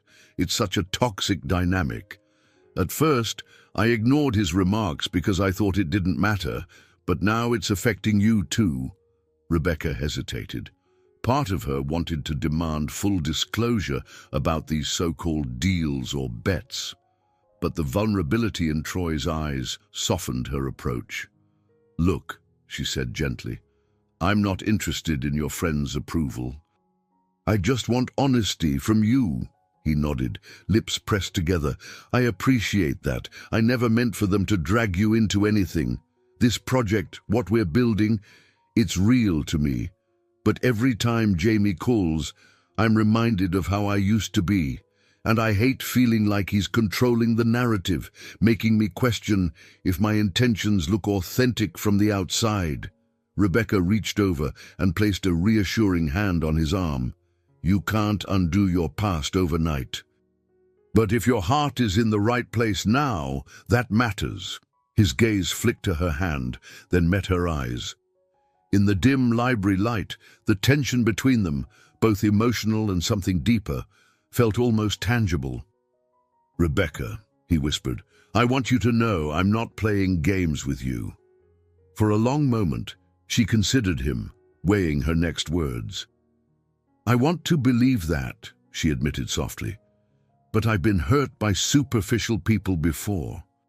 I need to trust that you're not going to use me as a stepping stone to impress your friends or gain some bragging rights." Troy's jaw tightened. "Never," he said with a fierce edge. "Not anymore." His choice of phrasing sent a faint chill through her. Not anymore. That could mean many things, she told herself, but she pushed aside the ominous interpretation. Instead, she gave a small nod, offering an olive branch of faith. They talked for another hour, about guilt, about regret, about the library's diaries and how personal stories from the past could illuminate modern struggles. By the time he finally stood to leave, The tension had eased, replaced by a fragile sense of closeness. Outside, the moon hung low over the quiet campus. In the silence after Troy's departure, Rebecca locked up once more and wandered the dim corridors alone. Their confidences felt intimate, a step toward trust. Yet beneath the warm glow of shared vulnerability, she sensed an unspoken threat. Jamie's mocking grin flashed in her mind. She tried to breathe away the dread, reminding herself that Troy had just laid bare his fears. For tonight, that was enough. A week later, the library buzzed with final preparations for the Rhode Island Philanthropic Society's upcoming annual ball, a grand event where major donors and cultural figures gathered. Troy had gently floated the idea of Rebecca attending as his guest, suggesting it might boost the library's visibility. Although Rebecca initially balked at the thought of waltzing into a black-tie gala on Troy Davenport's arm, Dr. Ainsworth and Chloe urged her to consider it. "It's an opportunity to showcase the library's achievements," Chloe said, rifling through a rack of formal dresses that she'd borrowed from a friend. "Yes, the idea of formal gowns and champagne is scary, but think of the connections you could make." In the reading room, where a small group of volunteers curated a mini exhibit on the diaries, Dr. Ainsworth quietly agreed. "Many wealthy patrons will be there," she said with a knowing smile. "Imagine how much more funding we might secure with your direct involvement and your calm, professional explanation of the library's goals." So, with reluctance tinged by curiosity, Rebecca found herself agreeing to go. Troy's reaction was a mixture of excitement and relief when she finally told him yes. He promised it would be a night to remember. Still, she detected a hint of nervousness whenever the ball came up, as if an invisible clock ticked toward a critical juncture. In the days leading up to the event, Jamie's messages to Troy became more frequent, and from what Rebecca overheard, more impatient. She glimpsed Troy stepping into corners to answer phone calls, annoyance etched on his features. When she asked if something was wrong, he'd wave it off. "Just old business I need to wrap up," he'd say. But she sensed the tension building, a storm cloud gathering at the edges of her newfound sense of possibility. Finally, the night of the ball arrived. Rebecca stood before her mirror, wearing a sleek, midnight blue dress that skimmed her figure in an elegant, understated way. Her hair was pinned up, a few loose strands framing her face. She barely recognized herself, far removed from the cardigan-wearing archivist who found safety amid dusty ledgers. She drew a steadying breath, reminding herself this was for the library, and perhaps a quiet desire to step confidently into Troy's world just this once. Troy arrived at her apartment building in a polished black sedan, stepping out dressed in a tailored tuxedo that accentuated his sharp features. He carried himself with practiced poise, but his eyes lit with warm admiration as he caught sight of Rebecca. "You look incredible," he said softly, offering his hand. She felt her cheeks heat. "Thank you. You clean up nicely, too." The drive to the grand ballroom was quiet. Troy's knuckles were tight on the steering wheel, as if anticipating a confrontation. Rebecca sensed the same undercurrent in herself, uncertain how the evening would unfold. The ball was hosted in a historic downtown venue, its exterior awash with golden lights. Valets moved swiftly, opening doors and guiding guests up a red-carpeted walkway. Inside, the ballroom glowed with ornate chandeliers and lavish floral arrangements. Conversations buzzed, mingling with soft classical music from a live ensemble. Rebecca clutched Troy's arm, conscious of her elevated heart rate. She spotted local politicians, university board members, and wealthy donors in every corner. It felt like an entirely different universe from the subdued hush of her beloved library. An hour into the evening, after polite introductions and a few carefully orchestrated mingles with potential library sponsors, Rebecca began to relax slightly. She even managed a few genuine smiles and spontaneous remarks about the significance of preserving historical documents. Troy stayed close, occasionally touching the small of her back as he guided her to another circle of acquaintances. Despite her nerves, she found herself grateful for his presence. That fragile composure nearly cracked when Jamie appeared. Sipping champagne, he sidled up to them with Liam at his shoulder. "Troy and Ms. Vance," Jamie said, a sharp grin splitting his face. "What a pleasant surprise to see you both here together." Troy offered a forced smile. "Enjoying yourself, Jamie?" "Oh, I'm having a splendid time." Jamie's gaze flicked to Rebecca. "You look lovely, by the way." The transformation from archivist to belle of the ball is quite something. Rebecca stiffened. "Thank you," she managed, swallowing her discomfort. Jamie took a slow sip of champagne. "So, Troy, the big night's almost here. You must be thrilled to prove, once again, that you can accomplish whatever you set your mind to." Troy's jaw clenched. "Cut it out, Jamie!" Liam placed a hand on Jamie's shoulder, attempting a subdued chuckle. "Don't be rude." "I'm just pointing out," Jamie continued, tone dripping with faux innocence, "that Troy's always succeeded in his ventures, especially when a bet is involved." Rebecca's eyes flicked to Troy. The word bet sent a cold spike through her gut, echoing the uneasy feeling she'd wrestled with for weeks. Troy looked stricken, as though silently begging Jamie to stay quiet. But the damage was done. Rebecca couldn't ignore the whiff of unpleasant truth hidden in that single syllable. The tension was thick enough to slice. Setting her champagne flute aside, Rebecca tried to calm her quivering stomach. She caught Troy's gaze. Pain shadowed his features, and she knew something was about to unravel. The storm loomed closer than ever, and she stood helpless in its path, uncertain if their fledgling trust would survive its force. Rebecca heard the words bet and Fea da Biblioteca from Jamie's lips before her mind could fully register what was happening. It was only a snatch of conversation. Troy had stepped away to take a phone call, and Jamie, clearly tipsy and impatient, had followed him. Liam stood nearby, trying to steer Jamie away, but was too slow to prevent the slip. "You still haven't secured the whole deal." "Thought you'd have the Fea da Biblioteca on your arm by now, making us all lose a fortune. You better..."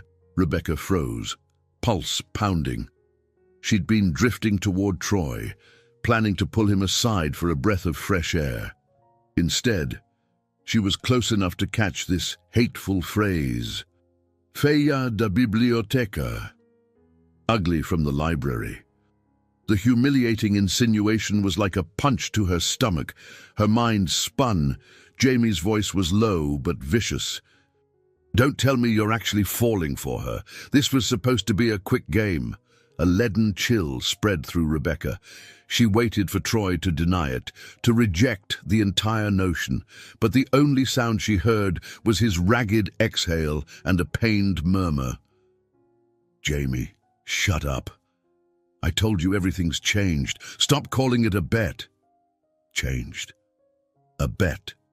The words hammered in her ears, fracturing the delicate trust she'd been building. Clarity came in a blistering wave. Troy's sudden interest, Jamie's jibes, the cryptic remarks about progress. It was all connected to some twisted challenge. And if Troy was telling Jamie that everything's changed, it implied that once it truly was a bet. She must have made a slight noise because Jamie glanced her way, and a flicker of triumph curled his lips. Troy followed his gaze, spotting Rebecca standing there, eyes wide, face pale. "Rebecca," he choked out, stepping forward, "please let me explain." She couldn't speak. Betrayal tightened her throat, tears burning at the corners of her eyes. Flashes of the last few weeks jolted through her. The initial suspicion, the slow opening of her heart, the cautious acceptance of Troy's sincerity. Now it felt like one massive charade. She tore her gaze from Troy and fled toward the exit, the murmuring crowd parting in confusion. Troy rushed after her, but she was already out in the lobby, fumbling to retrieve her coat. He caught her arm. "Rebecca!" he started, voice thick with desperation. She wrenched free, her voice trembling. "Don't touch me. Was it all a lie? Were you just performing for your friends?" His face contorted with anguish.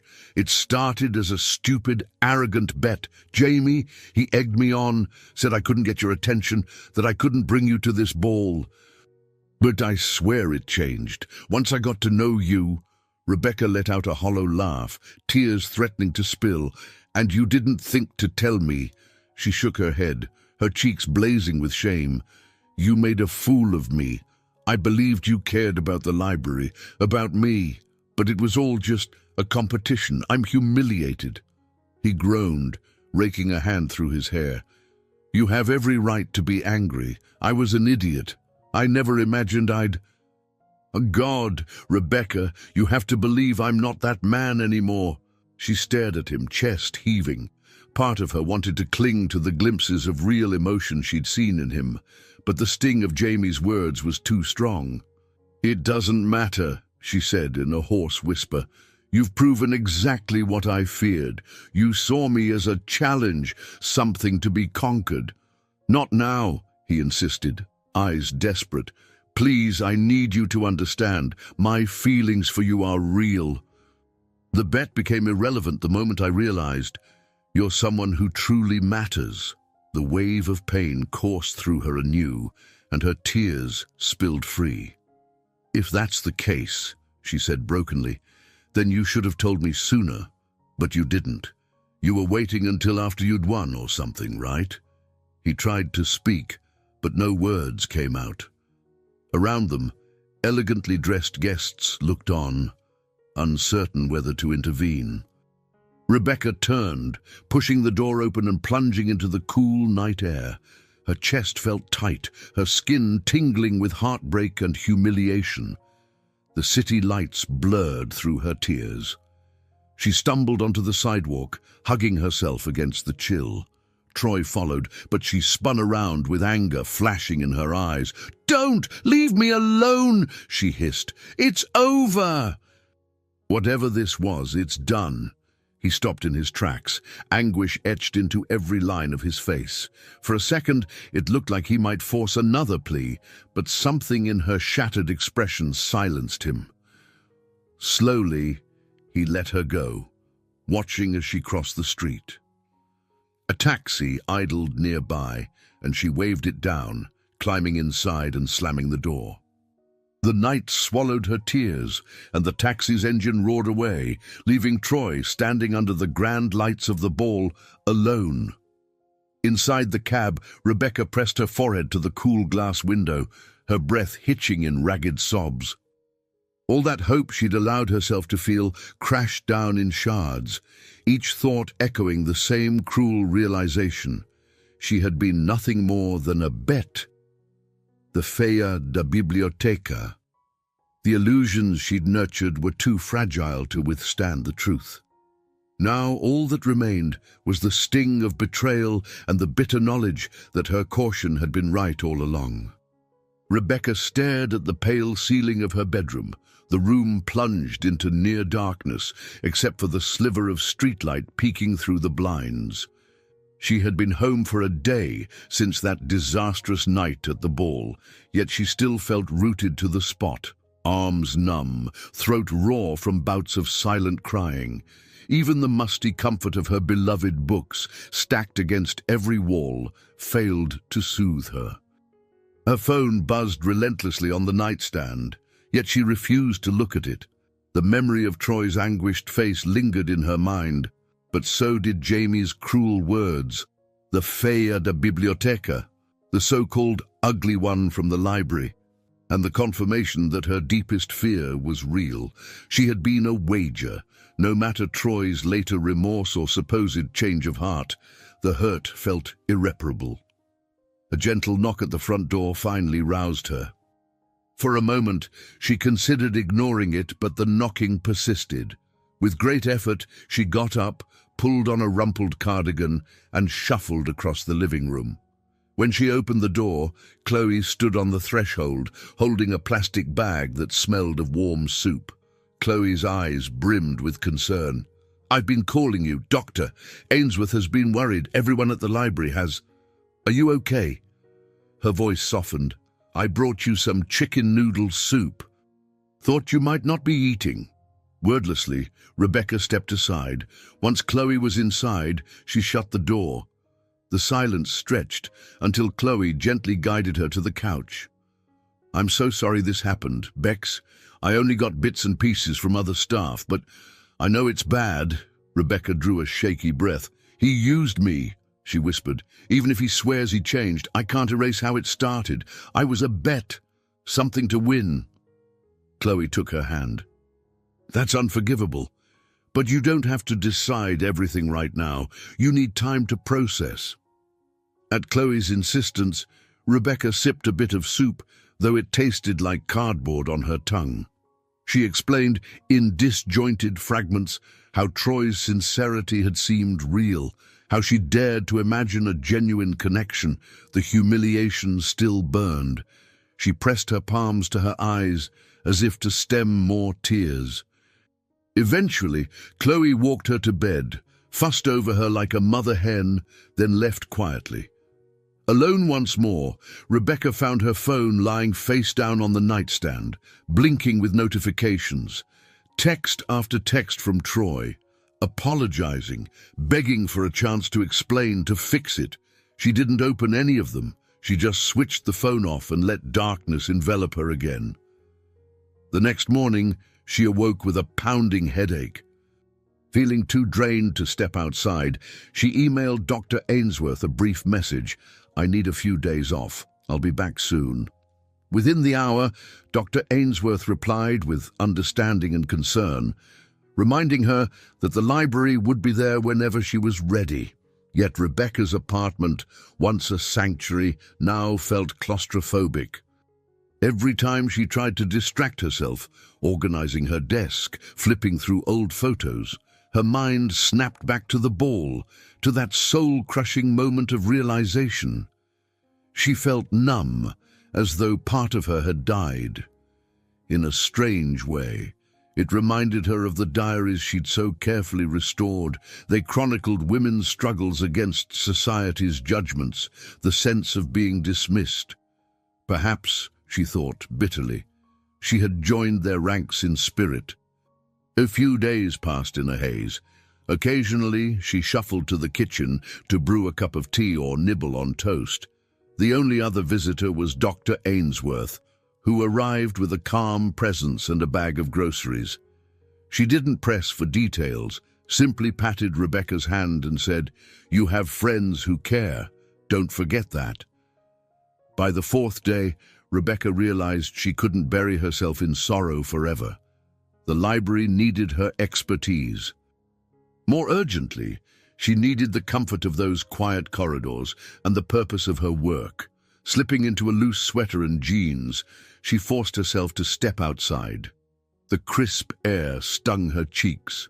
Fall leaves rattled along the sidewalk, reminding her time hadn't paused for her heartbreak. When she arrived at the Harrison University Library, the familiar hush greeted her. Students bustled in the main hall, a few nodding politely but not intruding. She headed straight to the archives, where Chloe had left an encouraging sticky note on her desk. "Good to see you back. Take it at your own pace. Chloe." Rebecca exhaled shakily and booted up her computer. Her email overflowed with queries. Requests for scanning updates, proposals for small museum partnerships, local historians seeking references. Work, the one realm where she felt sure-footed. She dove in, letting the methodical tasks anchor her fragmented spirit. Occasionally, she noticed the phone on her desk light up with a call from Troy's number. Each time, she declined. She wasn't ready to hear his voice. Each missed call reminded her of the tearful confrontation outside the ballroom. She still saw his face, stricken with regret, as she tore herself away. A part of her recognized that he might truly be remorseful, but the sharper part reeled from the sting of betrayal. By mid-afternoon, Dr. Ainsworth quietly entered the archives. She placed a gentle hand on Rebecca's shoulder.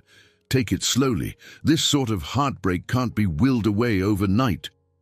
Rebecca swallowed, blinking back tears. "It's humiliating to feel so shattered by someone I thought I knew. Part of me wonders if I was naive to open up at all." Dr. Ainsworth pulled up a spare chair. "Being vulnerable isn't naive. It's brave. Yes, the pain is real. But so is your capacity to heal and to decide what you'll do next. Don't blame yourself for trusting." Rebecca gave a watery smile. "I wish it were that easy." She tapped the nearest folder. "For now, I'll focus on this backlog. It's the only thing that makes sense." She expected Dr. Ainsworth to protest, but the older woman simply nodded. "Very well. Just remember we're here for you. And if you feel overwhelmed, tell me or Chloe." As Dr. Ainsworth left, Rebecca let out a breath, feeling a small measure of solace in the archive's quiet. She might be adrift in her own tears, but she wasn't entirely alone. Perhaps in these aisles of dusty volumes, she'd find the resolve to rebuild her sense of self, a sense that Troy's betrayal had momentarily shattered. She pushed away thoughts of him, opening the first folder, determined to stay afloat however she could. Rebecca woke early, after a night of fitful sleep, determined to face the day with renewed strength. Over a week had passed since she first discovered Troy's betrayal, and though she still felt raw inside, she recognized that her life could not remain in a standstill of grief. The library's upcoming diary exhibition demanded her attention. Letting it unravel was never an option. She arrived at the library before sunrise, pushing open the heavy doors and stepping into the dimly lit corridors. The hush felt familiar, a gentle presence wrapping around her. Switching on the overhead lights in the special collections area, she took a moment to organize her desk. At least in this realm, she could command order.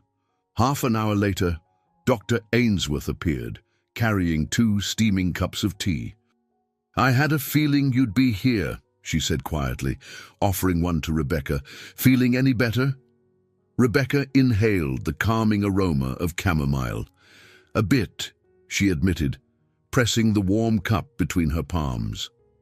"I realized moping at home wasn't helping. I'd rather pour my energy into the diaries and the final touches on our exhibit."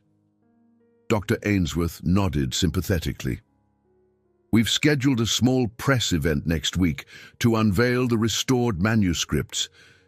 It's garnering local buzz, especially after word got out about our advanced scanning process. Everyone's excited for your presentation." The thought of standing in front of reporters, talking about the diaries she cherished, stirred conflicting emotions. On one hand, she felt a spark of pride. On the other, the idea of public attention so soon after her public humiliation twisted her stomach. Still, her devotion to the library prevailed. "I'll be ready," she promised. By mid-morning, Rebecca was at her workstation, meticulously scanning the last pages of a particularly delicate journal from the mid-1800s. The entries described a woman who faced the mockery of her peers for pursuing education, an echo of modern struggles for acceptance. She read a passage where the diarist declared that if society refused her a place, she'd make one for herself. The words resonated deeply. With trembling fingers, Rebecca finished scanning, then carefully set aside the original document, letting its message sink in. She thought of her own heartbreak. She, too, had been mocked, even if indirectly, by those who deemed her a mere challenge. Perhaps she could channel that pain into something meaningful, just like the diarist who defied her era's norms. A soft knock at the archive door broke her concentration. To her relief, it was only Chloe, holding a sandwich bag. "Lunchtime," she announced, placing the bag on Rebecca's desk. No argument, just eat. Rebecca managed a grateful smile. Thanks. I honestly forgot I was hungry. As Chloe lingered, her gaze filled with quiet concern. So, she ventured gently, have you talked to him at all? Troy? Rebecca tensed. No, she replied, voice low. He's tried calling, texting. He even emailed me a heartfelt letter. I read part of it, but I can't. Not yet. Chloe squeezed Rebecca's shoulder. I understand. But remember, you don't have to face him alone. If you ever want to hash it out or throw your phone in a river, I'm here. They shared a sad chuckle, and Chloe left her to the meal. The sandwich, though plain, tasted like a lifeline. She devoured it quickly, reminding herself she had responsibilities that demanded her best. Her heartbreak might be a wound that needed tending, but life wouldn't pause. That afternoon, a group of local librarians arrived for a preview of the diaries. Rebecca guided them with quiet professionalism, pointing out key historical points, explaining the scanning techniques. Her composure felt like armor, and to her surprise, she found genuine satisfaction in showcasing the library's progress. The librarians offered compliments, leaving her with a sense of accomplishment that glowed faintly beneath her sadness. Returning to her desk, she spotted a sealed manila envelope that hadn't been there before. Her name was written on it in elegant script. Inside, she discovered a typed letter from Troy, no longer hidden behind a phone screen or an email. The text was heartfelt, describing how he'd severed ties with Jamie and Liam, how he was backing out of trivial social circles to focus on philanthropic endeavors. He wrote of his remorse, acknowledging that he might never deserve her forgiveness, but that he would devote himself to rectifying his past and to supporting the library wholeheartedly, whether or not she could ever look at him again. Her heart pounded as she read his words. It hurt to see such honesty, to imagine the man she'd begun to trust grappling with genuine guilt, but she wasn't ready to respond, not while her wounds still bled. With trembling hands, she placed the letter in her desk drawer. She'd do what she always did, file it away, perhaps revisiting it when she felt strong enough to decide how she really felt. That evening, as she made her way out of the building, the sun hung low in the sky, casting long, warm shadows across the campus. In her tote bag lay the diaries, brimming with tales of women who defied the odds, overcame betrayal, and found renewed purpose. Rebecca's chest felt tight, but a flicker of renewed determination burned within her. She might be rising from ashes of heartbreak, slowly, painfully, but she was, nonetheless, rising. Several days later, the day of the library's small exhibition arrived. Posters bearing images of the restored diaries lined the main lobby, inviting visitors to step into the reading room where the curated display awaited. Local reporters, community members, and a handful of university officials trickled in, all eager to see the unveiling of these long-lost personal accounts. Rebecca stood near the front of the room, wearing a modest black dress and a pin displaying the Harrison University Library's emblem.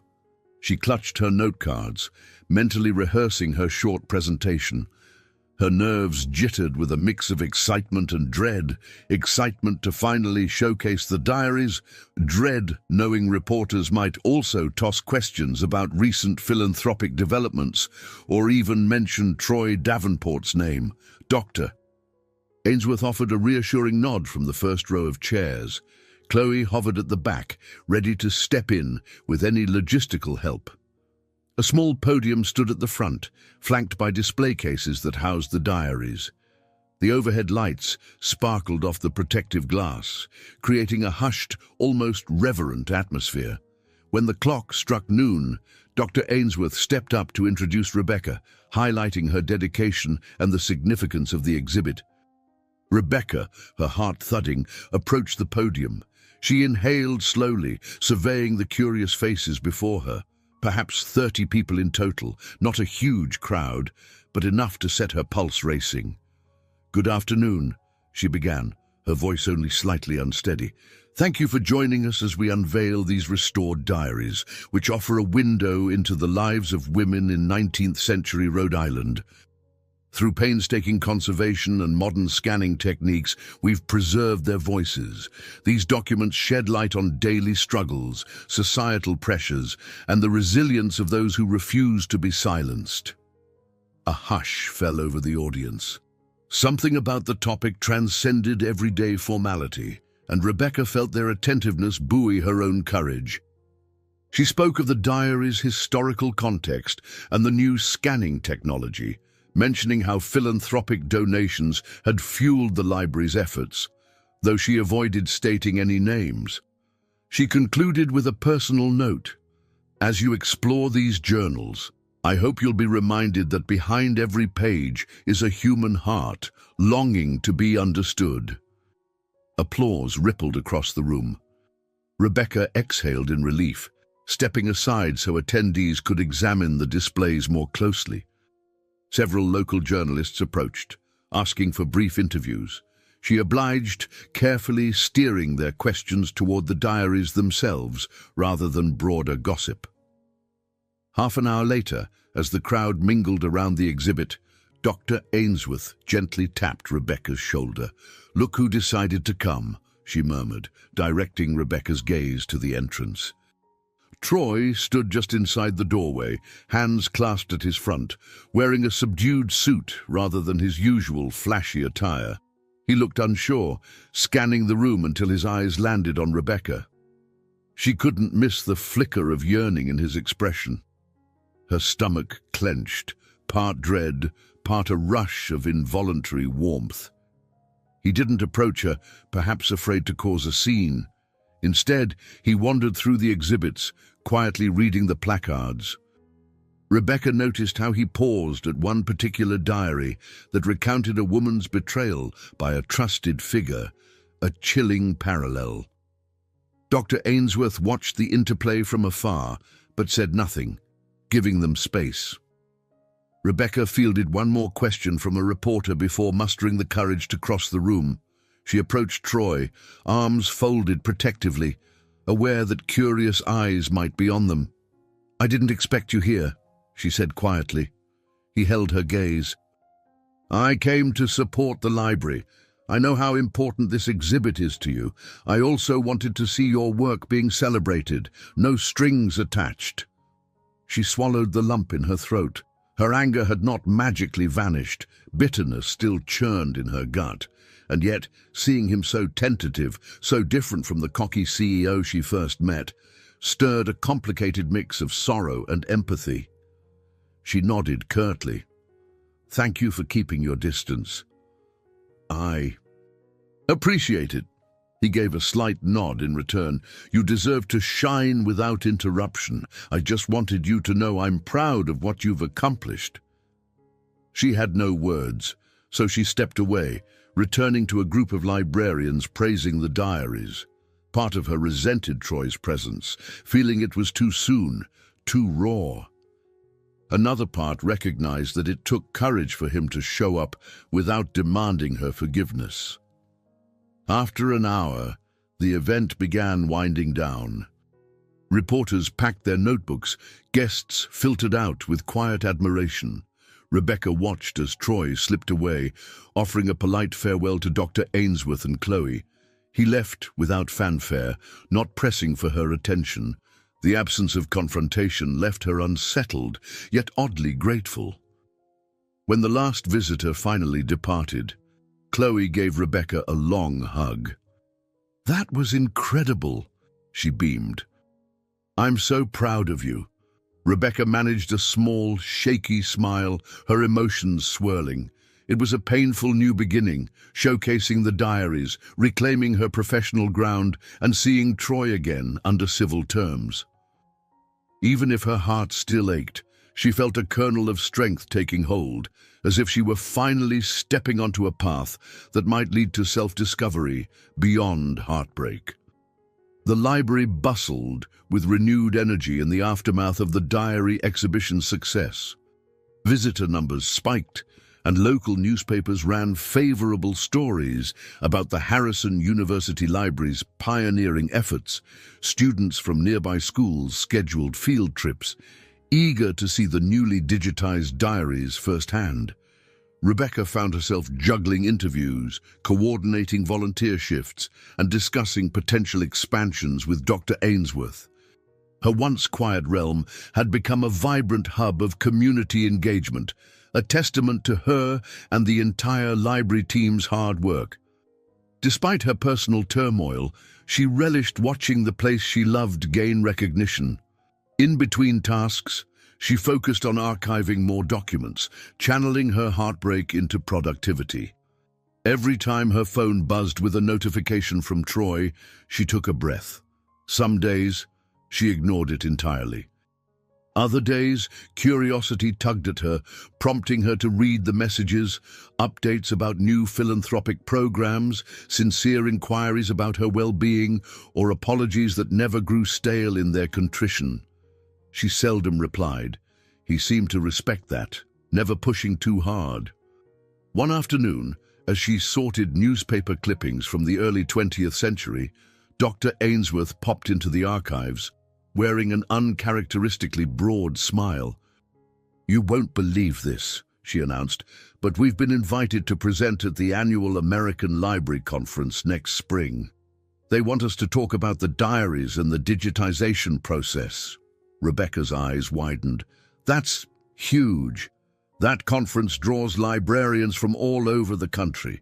We could share techniques, secure more partnerships, maybe even grants." Dr. Ainsworth nodded. "Exactly. They're particularly interested in how a modest institution like ours managed to implement cutting-edge scanning and attract philanthropic support. I said we'd confirm soon, but I'd love for you to lead the presentation. You've been the driving force." A flicker of unease twisted in Rebecca's chest at the mention of philanthropic support, aware how entangled that was with Troy and the fiasco. Still, she felt a surge of pride. "I'd be honored," she said softly. "Thank you for trusting me." When Dr. Ainsworth left, Rebecca leaned back in her chair, letting the news sink in. The journey from overshadowed archivist to recognized specialist felt surreal. It reminded her of the diaries she restored, stories of women who, in times past, seized opportunities even amid personal trials. Perhaps this was her chance to prove that heartbreak needn't define her. Later that evening, she walked into the staff break room for a quick coffee, only to find Troy quietly chatting with Chloe. His posture was tense but not aggressive, as if he'd been explaining a new philanthropic initiative to her. The moment Rebecca appeared, both paused. A wave of awkward tension filled the small space. Chloe cleared her throat.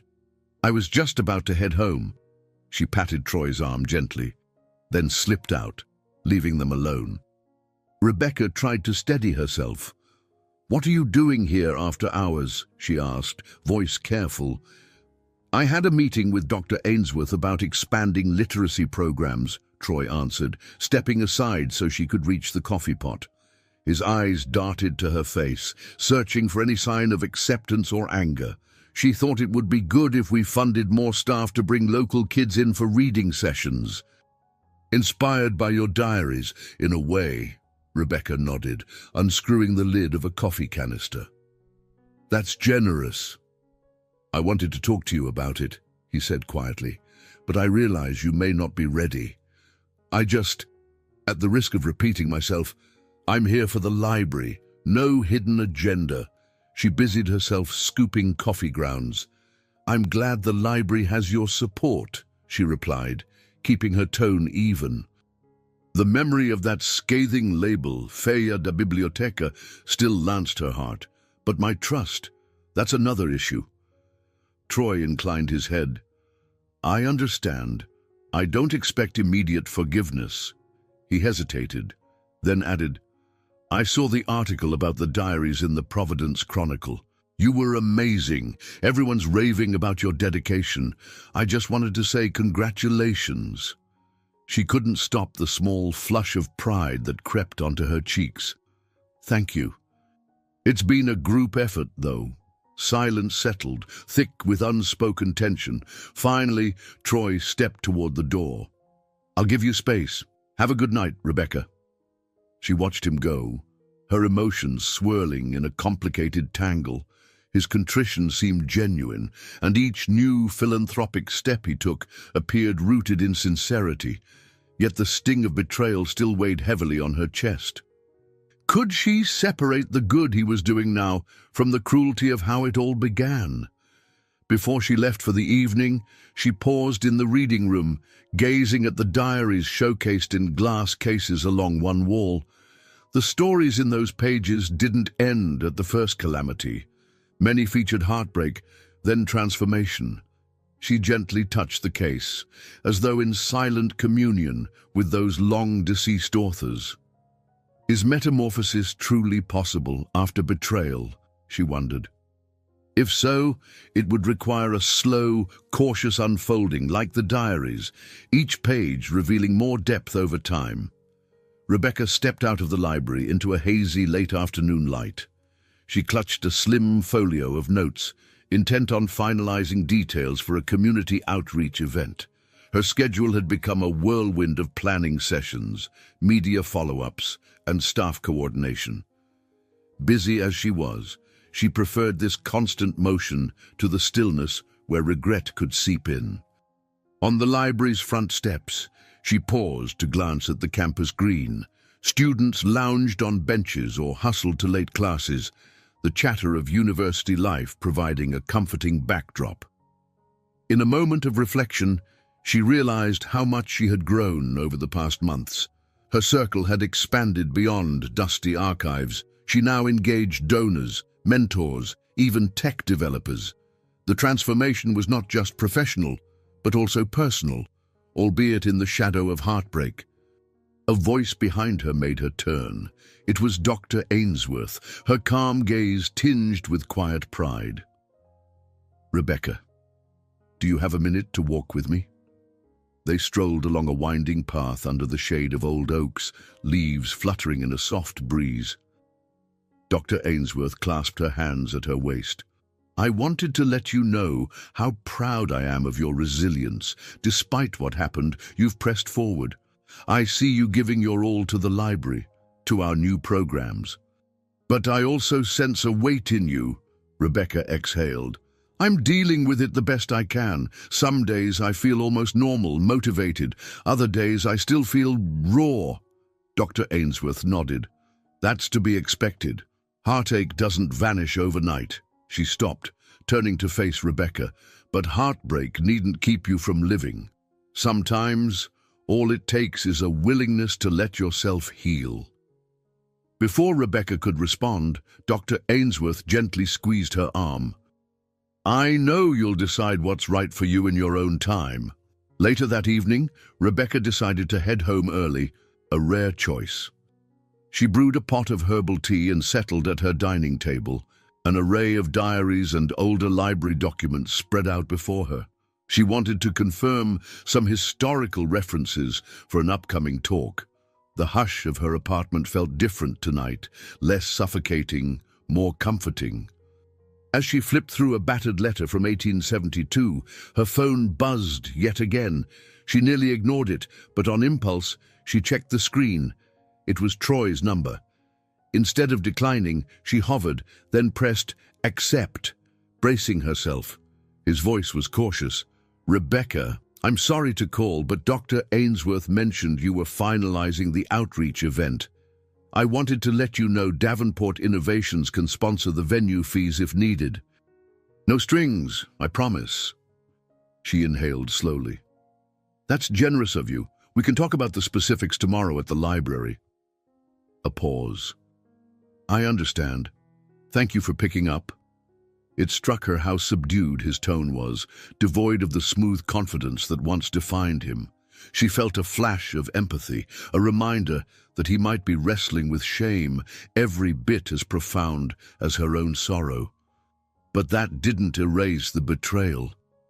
She ended the call with a polite goodbye, determined not to dwell on the pang in her chest. Once more, she returned to her documents. but the words on the page blurred as her mind circled back to Troy. She remembered how once they had pored over ledgers together, sharing excitement in each historical discovery. She remembered his earnest questions and unguarded smiles. The memory made her ache. Could she ever reclaim that sense of genuine connection? She set aside the papers, closing her eyes. If the diaries taught her anything, it was that life often demanded risk, even after a harsh blow. The heart could rearm itself, building new defenses or forging new paths. Perhaps the real question was whether she wanted to salvage any shard of connection with Troy or sever ties completely. 1 week later, final arrangements for the community outreach event were underway. Rebecca stood in the library's large seminar room, directing staff on how to set up reading stations for local children. Bright posters depicting historical scenes dotted the walls, part of an interactive exhibit designed to pique young imaginations. As she checked off items on her clipboard, Troy entered quietly. He wore simple attire, no flashy suit, and carried a box of brand-new children's books. Rebecca's eyes flicked to him, heart pounding with residual hurt. He approached, placing the box on a table. Just wanted to drop these off. Davenport Innovations covered the cost, but the credit's all yours and the library's. Rebecca swallowed. Thank you, she said softly, scanning the titles. They were diverse, inclusive stories meant to inspire kids of different backgrounds. She couldn't help the little smile tugging at her lips. These are wonderful. He gave a tentative nod. I know reading changed my life when I was young. Thought it might do the same for others. For a moment, they locked eyes. The old wound throbbed, yet a fragile warmth emerged. Taking a slow breath, Rebecca placed her clipboard aside. I appreciate it, and I know the kids will too. Neither spoke further of heartbreak or bets. Instead, they collaborated on setting up the room, arranging chairs, testing a projector for historical slides, stacking the new books near the entrance. The tension between them lingered, but it was tempered by a quiet truce. At day's end, as they stood side by side in the now prepared seminar room, Rebecca felt a glimmer of hope in spite of her guard. She wasn't ready to forgive or forget. But she sensed that for all the pain, they were each trying, rearming their hearts in cautious steps, forging a new way forward that neither had fully anticipated.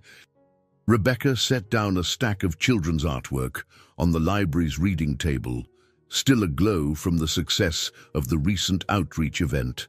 Posters illustrating scenes from 19th century diaries now vied for space with bright crayon drawings of steam engines and old-fashioned dresses.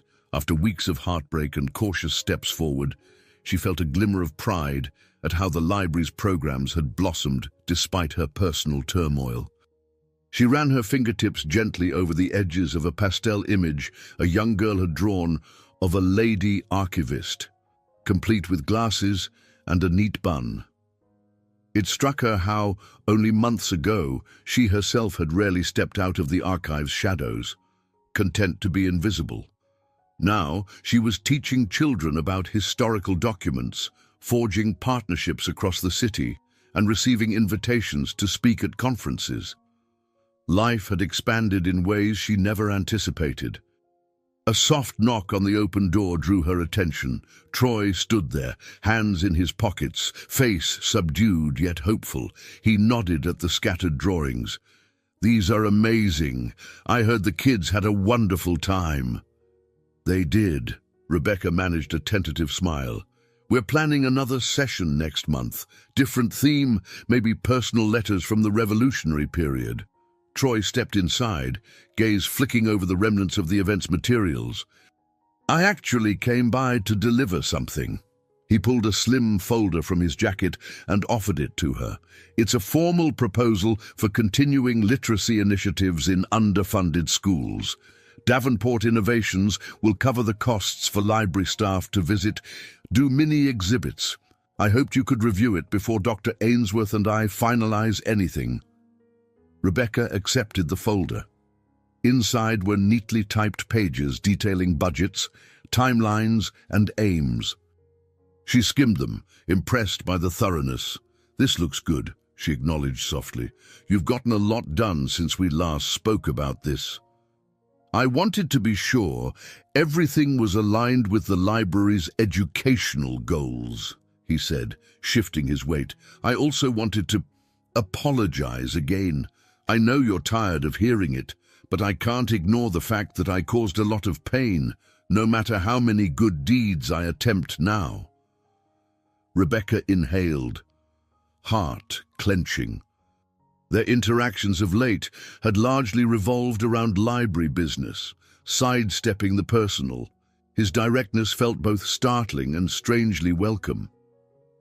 "I appreciate the apology," she replied carefully, "but I won't pretend it makes everything vanish. It's still a lot to process." He nodded, gaze dropping to the children's artwork. "I understand. I'm not asking you to forget. I just hope you'll see that I'm not who I was when this all started. I want to keep supporting the library in ways that matter, beyond any bet or arrogance."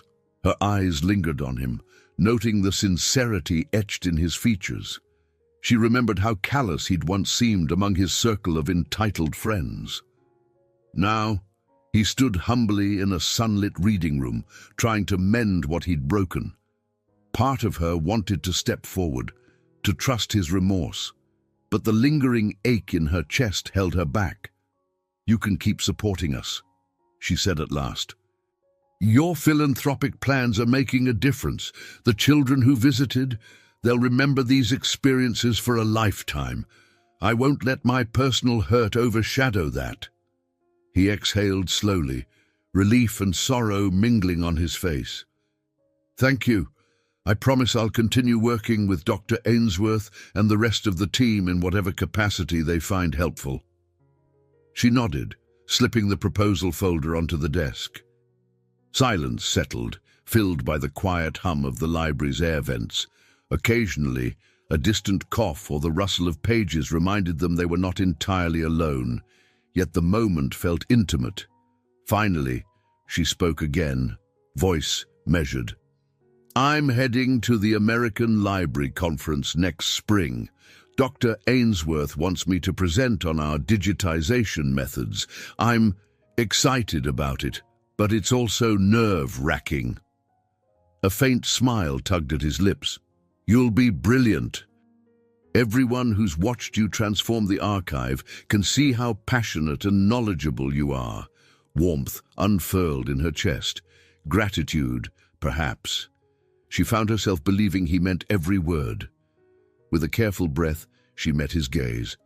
"I want to do well, not just for my own sake, but to prove how important these projects are. People need to see that community libraries can innovate." "That's exactly why you'll excel," Troy said. "You're motivated by something bigger than yourself." For a moment, she allowed a flicker of connection, an echo of what they'd once shared when they first pored over old ledgers and diaries. But then, mindful of her still tender wounds, she drew a quiet boundary. "Thank you for saying that." He recognized her hesitation and took a step back. "I won't keep you. Please look over the proposal. Let me know any changes you need."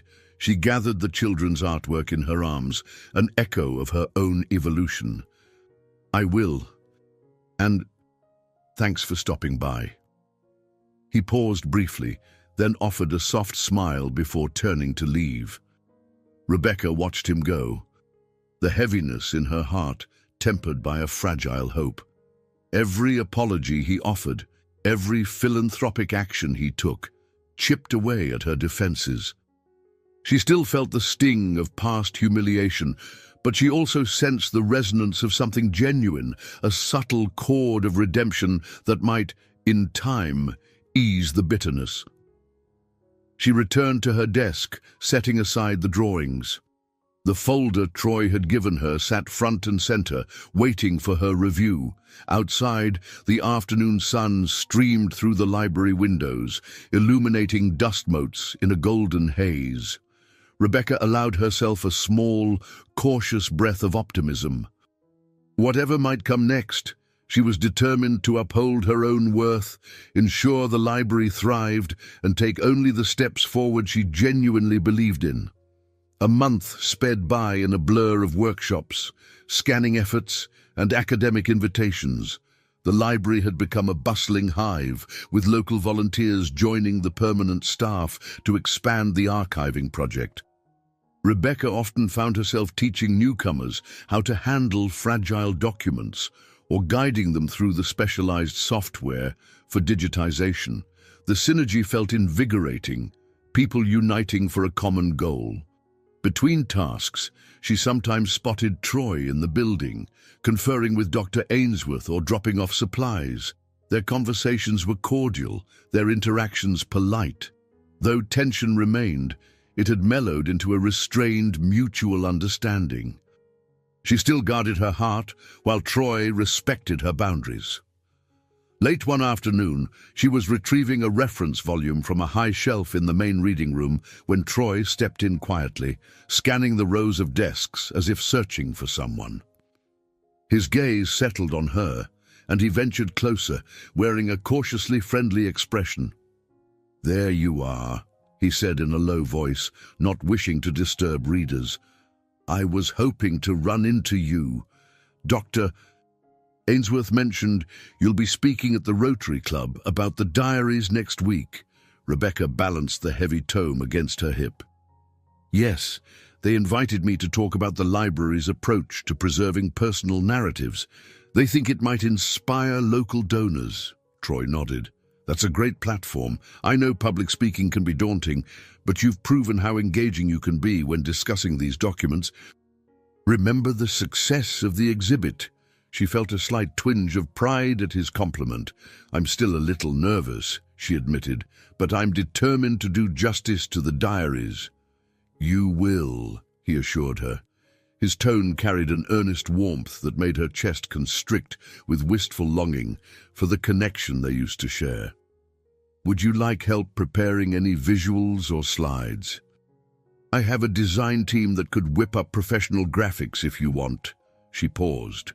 The offer was generous, helpful even, but it also pressed up against her careful wall of self-reliance. Maybe that'd be good," she said slowly. "If Dr. Ainsworth approves, I'd prefer the talk remain library-focused rather than overshadowed by corporate branding, though." Troy raised his hands in a show of respect. "Of course. I can keep the Davenport Innovations logo off anything if you'd rather it be purely about Harrison's identity. No strings attached. I promise." Rebecca studied him, searching for any sign of manipulative bravado. Instead, she saw only sincerity in his steady gaze. Her chest tightened, not from suspicion, but from an ache of unresolved yearning. Even though part of her ached to trust again, the memory of betrayal still flickered like a cautionary flame. "All right," she managed. "I'll let you know what I need." He gave her a small smile, relieved perhaps, and then stepped aside as a student brushed past, arms full of textbooks. The normal hush of the reading room enveloped them again. Before she could say anything else, a library intern approached with a question about scanning protocols. As she turned to address the intern, Troy murmured a respectful goodbye and left. She felt oddly grateful for the interruption. Her heart was pounding uncomfortably, torn between lingering heartbreak and the fragile possibility of reconciliation. That evening, after most of the staff left, Rebecca remained behind in the archives, finalizing details for her Rotary Club presentation. She'd taken Troy's suggestion and drafted a simple slideshow. With a quiet sigh, she realized she did want better visuals. Photos of the diary's covers, sample pages, and translations. Maybe letting Troy's team polish them wouldn't be so bad. She rubbed her forehead, recalling how natural it felt to accept his help, how it used to excite her when he showed genuine interest in preservation work. Perhaps that was the root of her turmoil, a desire to trust him again, battling against the painful memory of being the target of a cruel bet. Her phone chimed. A text from Chloe popped up. "You okay, Bex? I saw Troy leave earlier. Looked serious." Rebecca typed back, "I'm fine. Just finishing my slides. Might let his design team help. Strange feeling, but I guess it's progress." Chloe responded with a thumbs up and a heart emoji, offering silent encouragement. Smiling faintly, Rebecca set her phone aside and returned to her screen.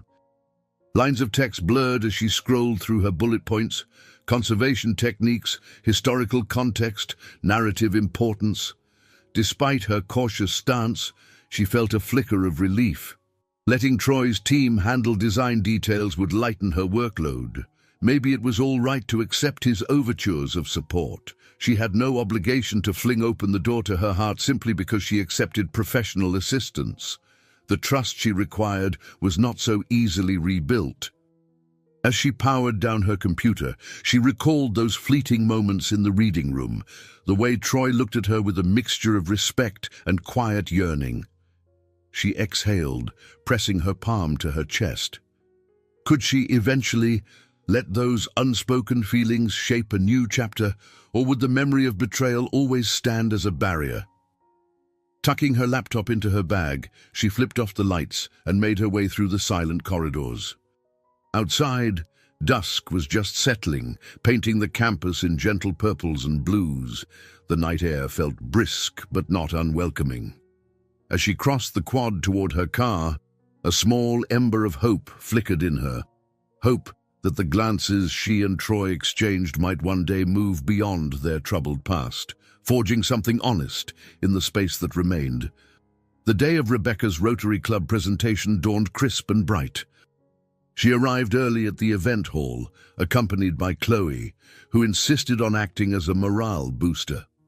Rows of chairs faced a modest podium, and a projector screen stood ready for the visuals Troy's design team had polished. The final slides had arrived just the night before, featuring tasteful images of diaries, faint watercolor backgrounds, and clear bullet points about the library's historical preservation journey. "Look at you," Chloe teased, handing Rebecca a small cup of ginger tea, all poised to dazzle a room full of community leaders. "Told you that you could do it." Rebecca offered a trembling smile. "I'm definitely nervous. But the slides look great, better than anything I could have whipped up in PowerPoint alone." Not long after they finished setting up, the Rotary Club members began trickling in. Local business owners, educators, philanthropists. Among them, to her mild surprise, was Troy. He hung back near the entrance, quietly greeting acquaintances, never imposing on her space. Dr. Ainsworth soon arrived as well, taking a seat in the front row and giving Rebecca an encouraging nod. As the meeting commenced, the club's president introduced Rebecca as the visionary archivist who helped modernize the Harrison University Library's approach to preserving personal histories. A wave of shy pride swelled in Rebecca's chest. She approached the podium, scanning the seated attendees. Her gaze caught Troy's momentarily, and he offered a supportive smile. She exhaled, steadying her racing heart. Her presentation began with a brief overview of the diaries themselves, how fragile manuscripts had been carefully scanned into searchable digital formats, making them accessible to scholars and the broader public. She highlighted partnerships with local schools and the community's enthusiastic response. The slides that Troy's team designed displayed images of the diaries, their intricate scripts shimmering like echoes of the past. She concluded by emphasizing the transformative power of personal narratives. These diaries show us that history isn't just in textbooks, it's in the voices of everyday people, their hopes and trials. By preserving them, we honor a heritage that continues to shape our present. Applause followed. Heat rushed to her cheeks, but she pressed on, fielding questions about funding, logistical hurdles, and future plans. When a question about philanthropic sponsors arose, Rebecca acknowledged the generosity of multiple donors, including Davenport Innovations, though she kept her tone factual. Out of the corner of her eye, she saw Troy sitting with his hands folded, respectful, not seeking attention. After the meeting ended, several attendees clustered around her to exchange business cards, discuss potential collaborations. Chloe handled some of the crowd with her trademark warmth, while Dr. Ainsworth offered occasional clarifications. By the time the group dispersed, Rebecca's mind buzzed with new possibilities: a traveling exhibit, additional grants for scanning expansions, maybe even partnerships with other libraries around the region. A tap on her shoulder made her turn. Troy stood there, wearing a tentative smile. "You were amazing," he said, voice low enough not to intrude on the last stragglers. "I knew you'd impress them." A mixture of gratitude and lingering hurt churned in her chest. "Thank you," she replied, keeping her tone level. "I appreciate your team's help with the slides. They really elevated the visuals." He nodded, as if relieved she'd mentioned it. "I'm glad we could be useful. And if you ever need more support, marketing, design, anything, just say the word." He hesitated, searching her face. "Your passion is contagious, Rebecca.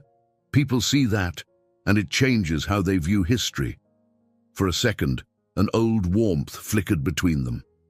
She recalled the quiet nights in the archives, how he'd once hung on her every word as she explained the significance of a single letter or ledger.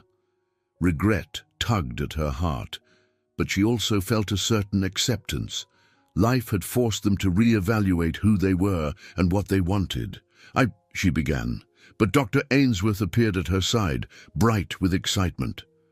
"Rebecca, I just spoke with the principal of a local middle school who wants you to present a workshop for his students next month. This is wonderful news." The older woman radiated pride, oblivious to the undercurrent between Troy and Rebecca. "That's fantastic," Troy said, stepping back. "I won't keep you." He offered a polite nod to Dr. Ainsworth, then glanced once more at Rebecca. "Congratulations again. I'll see you around." As he headed for the exit, Dr. Ainsworth watched him with mild curiosity. She turned to Rebecca, lowering her voice. "He looks like a man trying his best to do right by you, and everyone else." Rebecca swallowed, still hugging her notes. "I'm not sure if it's enough, or if I'll ever trust him completely again, but he's been consistent." Dr. Ainsworth patted her arm. "We can only judge by what we see, and from where I stand, he's demonstrated genuine growth. The decision, of course, remains yours." A swirl of emotions flitted through Rebecca: admiration for his changes, anger at the original bet, longing for the closeness they once approached. She smiled weakly at Dr. Ainsworth. "I guess time will tell. For now, I have more immediate projects to tackle." They both laughed, relieved the presentation had gone so smoothly. In the parking lot, Rebecca watched Troy's car pull away, her thoughts tangled. Yet as she drove back to the library, she couldn't deny a sense of triumph. Her routine, once a narrow loop of archive tasks, had transformed into a broader horizon of public speaking and community building. She was returning to a life that resembled her old habits only in the outlines. Everything else had been redefined by heartbreak, growth, and the tentative acceptance that sometimes people can choose to be better than their worst mistakes. In the weeks that followed, the Harrison University Library thrummed with activity: high school tours, weekend family programs, and an increasing number of adult learners who found solace in research projects all contributed to a lively atmosphere. Rebecca often found herself leading impromptu Q&A sessions or demonstrating scanning techniques to curious visitors. Her quiet corner of the archives was now a crossroads of knowledge, an evolution she hadn't imagined but embraced wholeheartedly. During this busy stretch, she collaborated with several women from the local community, teachers, small business owners, and even a few single mothers who felt drawn to the diaries and their narratives of perseverance. They organized evening gatherings called Stories and Solidarity, where participants discussed both historical accounts and modern challenges. Dr. Ainsworth gladly provided the meeting space, proud to see the library serve as a hub for open dialogue. One crisp Thursday evening, as the group assembled in the library's seminar room, Rebecca welcomed newcomers and introduced the diaries that would shape the night's conversation. Warm light from overhead lamps illuminated a circle of chairs.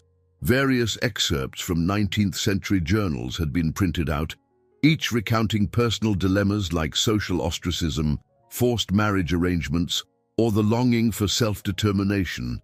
Among the attendees was Chloe, who offered moral support, and a woman named Kate, a local entrepreneur who ran a small art studio. Kate shared how she'd faced skepticism for trying to merge art therapy with traditional schooling methods. Another woman, Angela, recounted her experiences juggling single parenthood and a job at a local restaurant. Each voice added depth to the circle. Rebecca listened intently, facilitating the discussion, but not dominating it. When the conversation inevitably turned to personal betrayals and heartbreaks, a wave of empathy rippled across the group. Angela bravely admitted she'd once been deceived by a partner who manipulated her financially. Kate mentioned a friendship that collapsed under envy and backstabbing. All eyes eventually slid to Rebecca, sensing her unspoken story. She hesitated, heart pounding, recalling how she'd rarely spoken aloud about Troy's betrayal to anyone other than Chloe or Dr. Ainsworth. But these women, who bared their vulnerabilities, deserved honesty in return. She cleared her throat. "I've experienced betrayal too," she began, voice tight. "Someone I trusted turned out to have started our relationship under false pretenses. It was a bet, some twisted game he and his friends were playing." An audible murmur of sympathy rose in the circle. Kate gently prompted, "How did you cope?" Rebecca swallowed, scanning the encouraging faces. I threw myself into work. Some days, that was enough. Other days, I felt the anger and shame so deeply I couldn't function, but I was lucky to have friends who reminded me that someone else's wrongdoing doesn't define me." Angela leaned forward. "Have you confronted him, or is it done?" Rebecca nodded slowly. "I confronted him. We ended things." She paused, acknowledging the complexity. "But I see him regularly because our work overlaps. He's trying hard to make amends. I'm still deciding if I can forgive him or if I even want to." Chloe reached over, giving Rebecca's hand a supportive squeeze. A thoughtful silence descended. Then Kate spoke softly. "Forgiveness doesn't always mean returning to what was. Sometimes it's just letting go of the anger so you can move on. But if he truly changed, you might consider giving him a chance to prove it." Angela added, "Listen to your instincts. If he's genuine, you'll feel it over time. If not, you'll see signs. Don't rush yourself." Tears prickled Rebecca's eyes, not out of weakness, but from relief at being heard. "Thank you," she whispered. "I'm still navigating what trust looks like after everything." They wrapped up the evening with a sense of shared empowerment, each story echoing in the library's gentle hush. As the women left, hugging or exchanging contact details, Rebecca felt a weight lift. Sharing her wound had opened space for renewed clarity. The next day, she found Troy waiting in the library's foyer with a box of promotional flyers for the children's reading program. He looked slightly anxious, as though unsure of his welcome. When he spotted her, he lifted the box slightly, a rueful smile on his lips. "Another donation for the cause." "Thanks," she replied, aware of how her heart pounded. "These new programs are expanding quickly." He nodded. I'm glad. I want to do more if you'll let me. He hesitated, then added, and not just for the library, but for the other community projects you're involved in. I've heard about your Stories and Solidarity group, how it's empowering women to share experiences. That's incredible. Rebecca blinked, surprised he knew of the gatherings. It's been cathartic, she admitted, tucking a loose strand of hair behind her ear. Not just for them, but for me as well. He lowered the box onto a nearby table, meeting her eyes. You deserve all the healing and respect in the world. I'm sorry I took so long to see that. The sincerity in his voice resonated with the conversation she'd had the previous night. Her defenses wavered, but she held them in place, still unsure. Thank you, she said softly. I appreciate you acknowledging it. Stepping back, Troy lifted a small envelope from his pocket. Here are a few personal references, people I've helped in the city through philanthropy.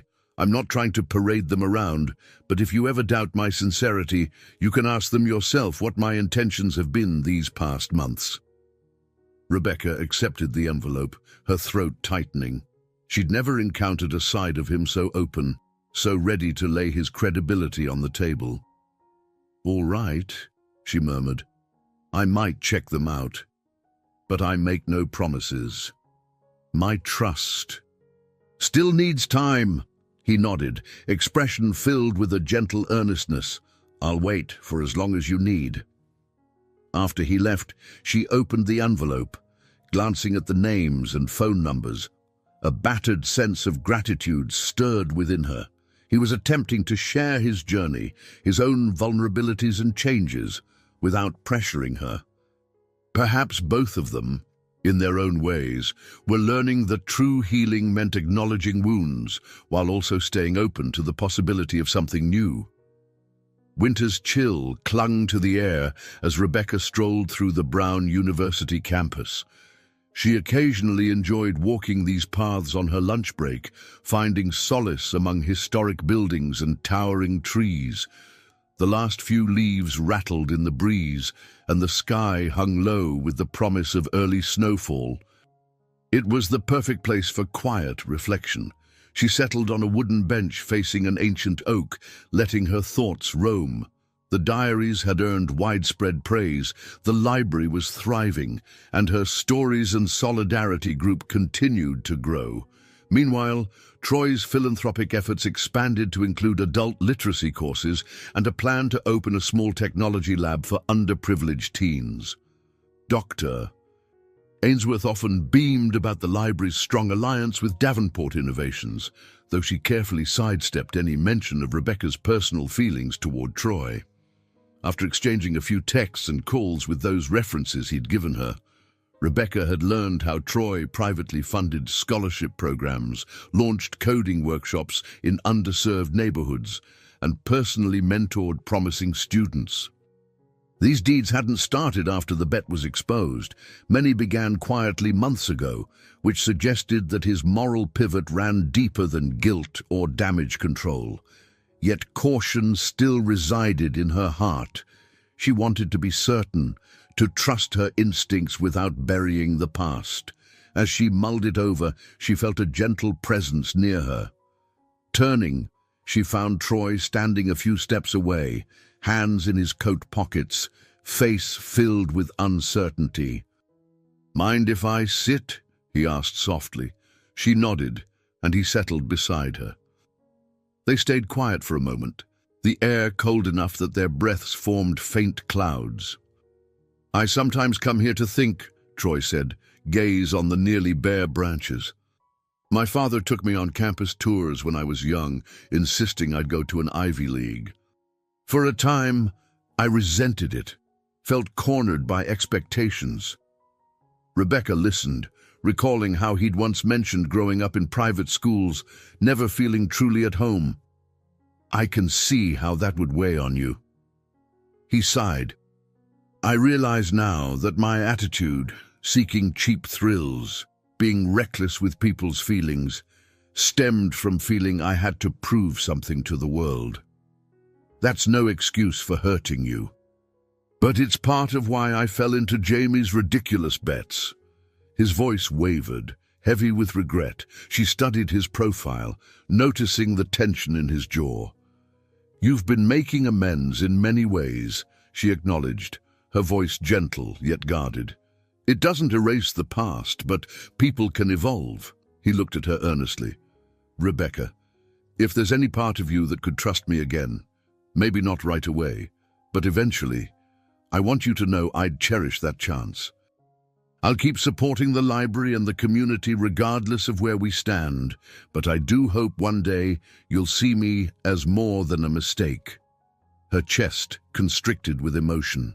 A swirl of memories passed through her mind.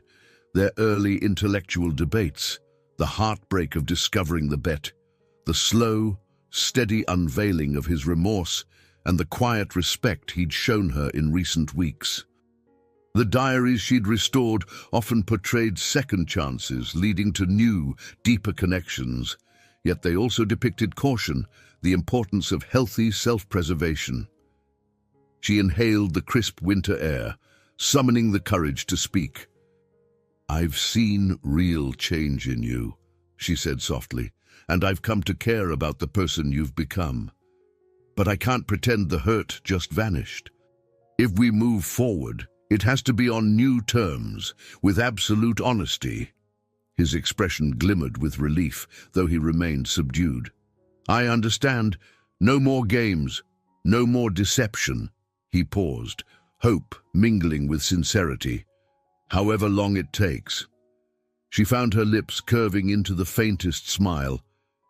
It'll take time for me to trust, but maybe we could start with something simple, like coffee or a quiet lunch.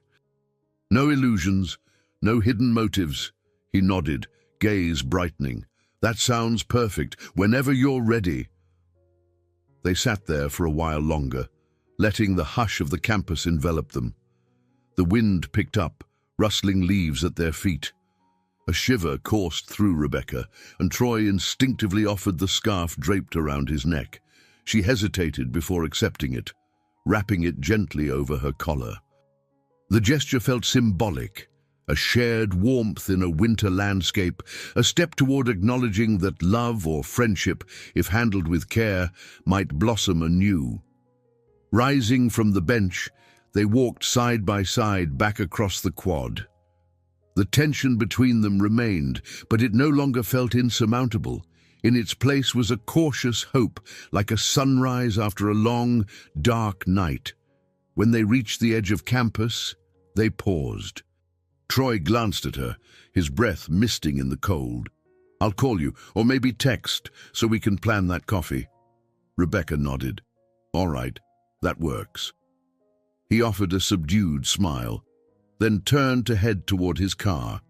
She watched him go, heart fluttering with a mix of apprehension and excitement. Then she made her own way back, hugging the scarf close.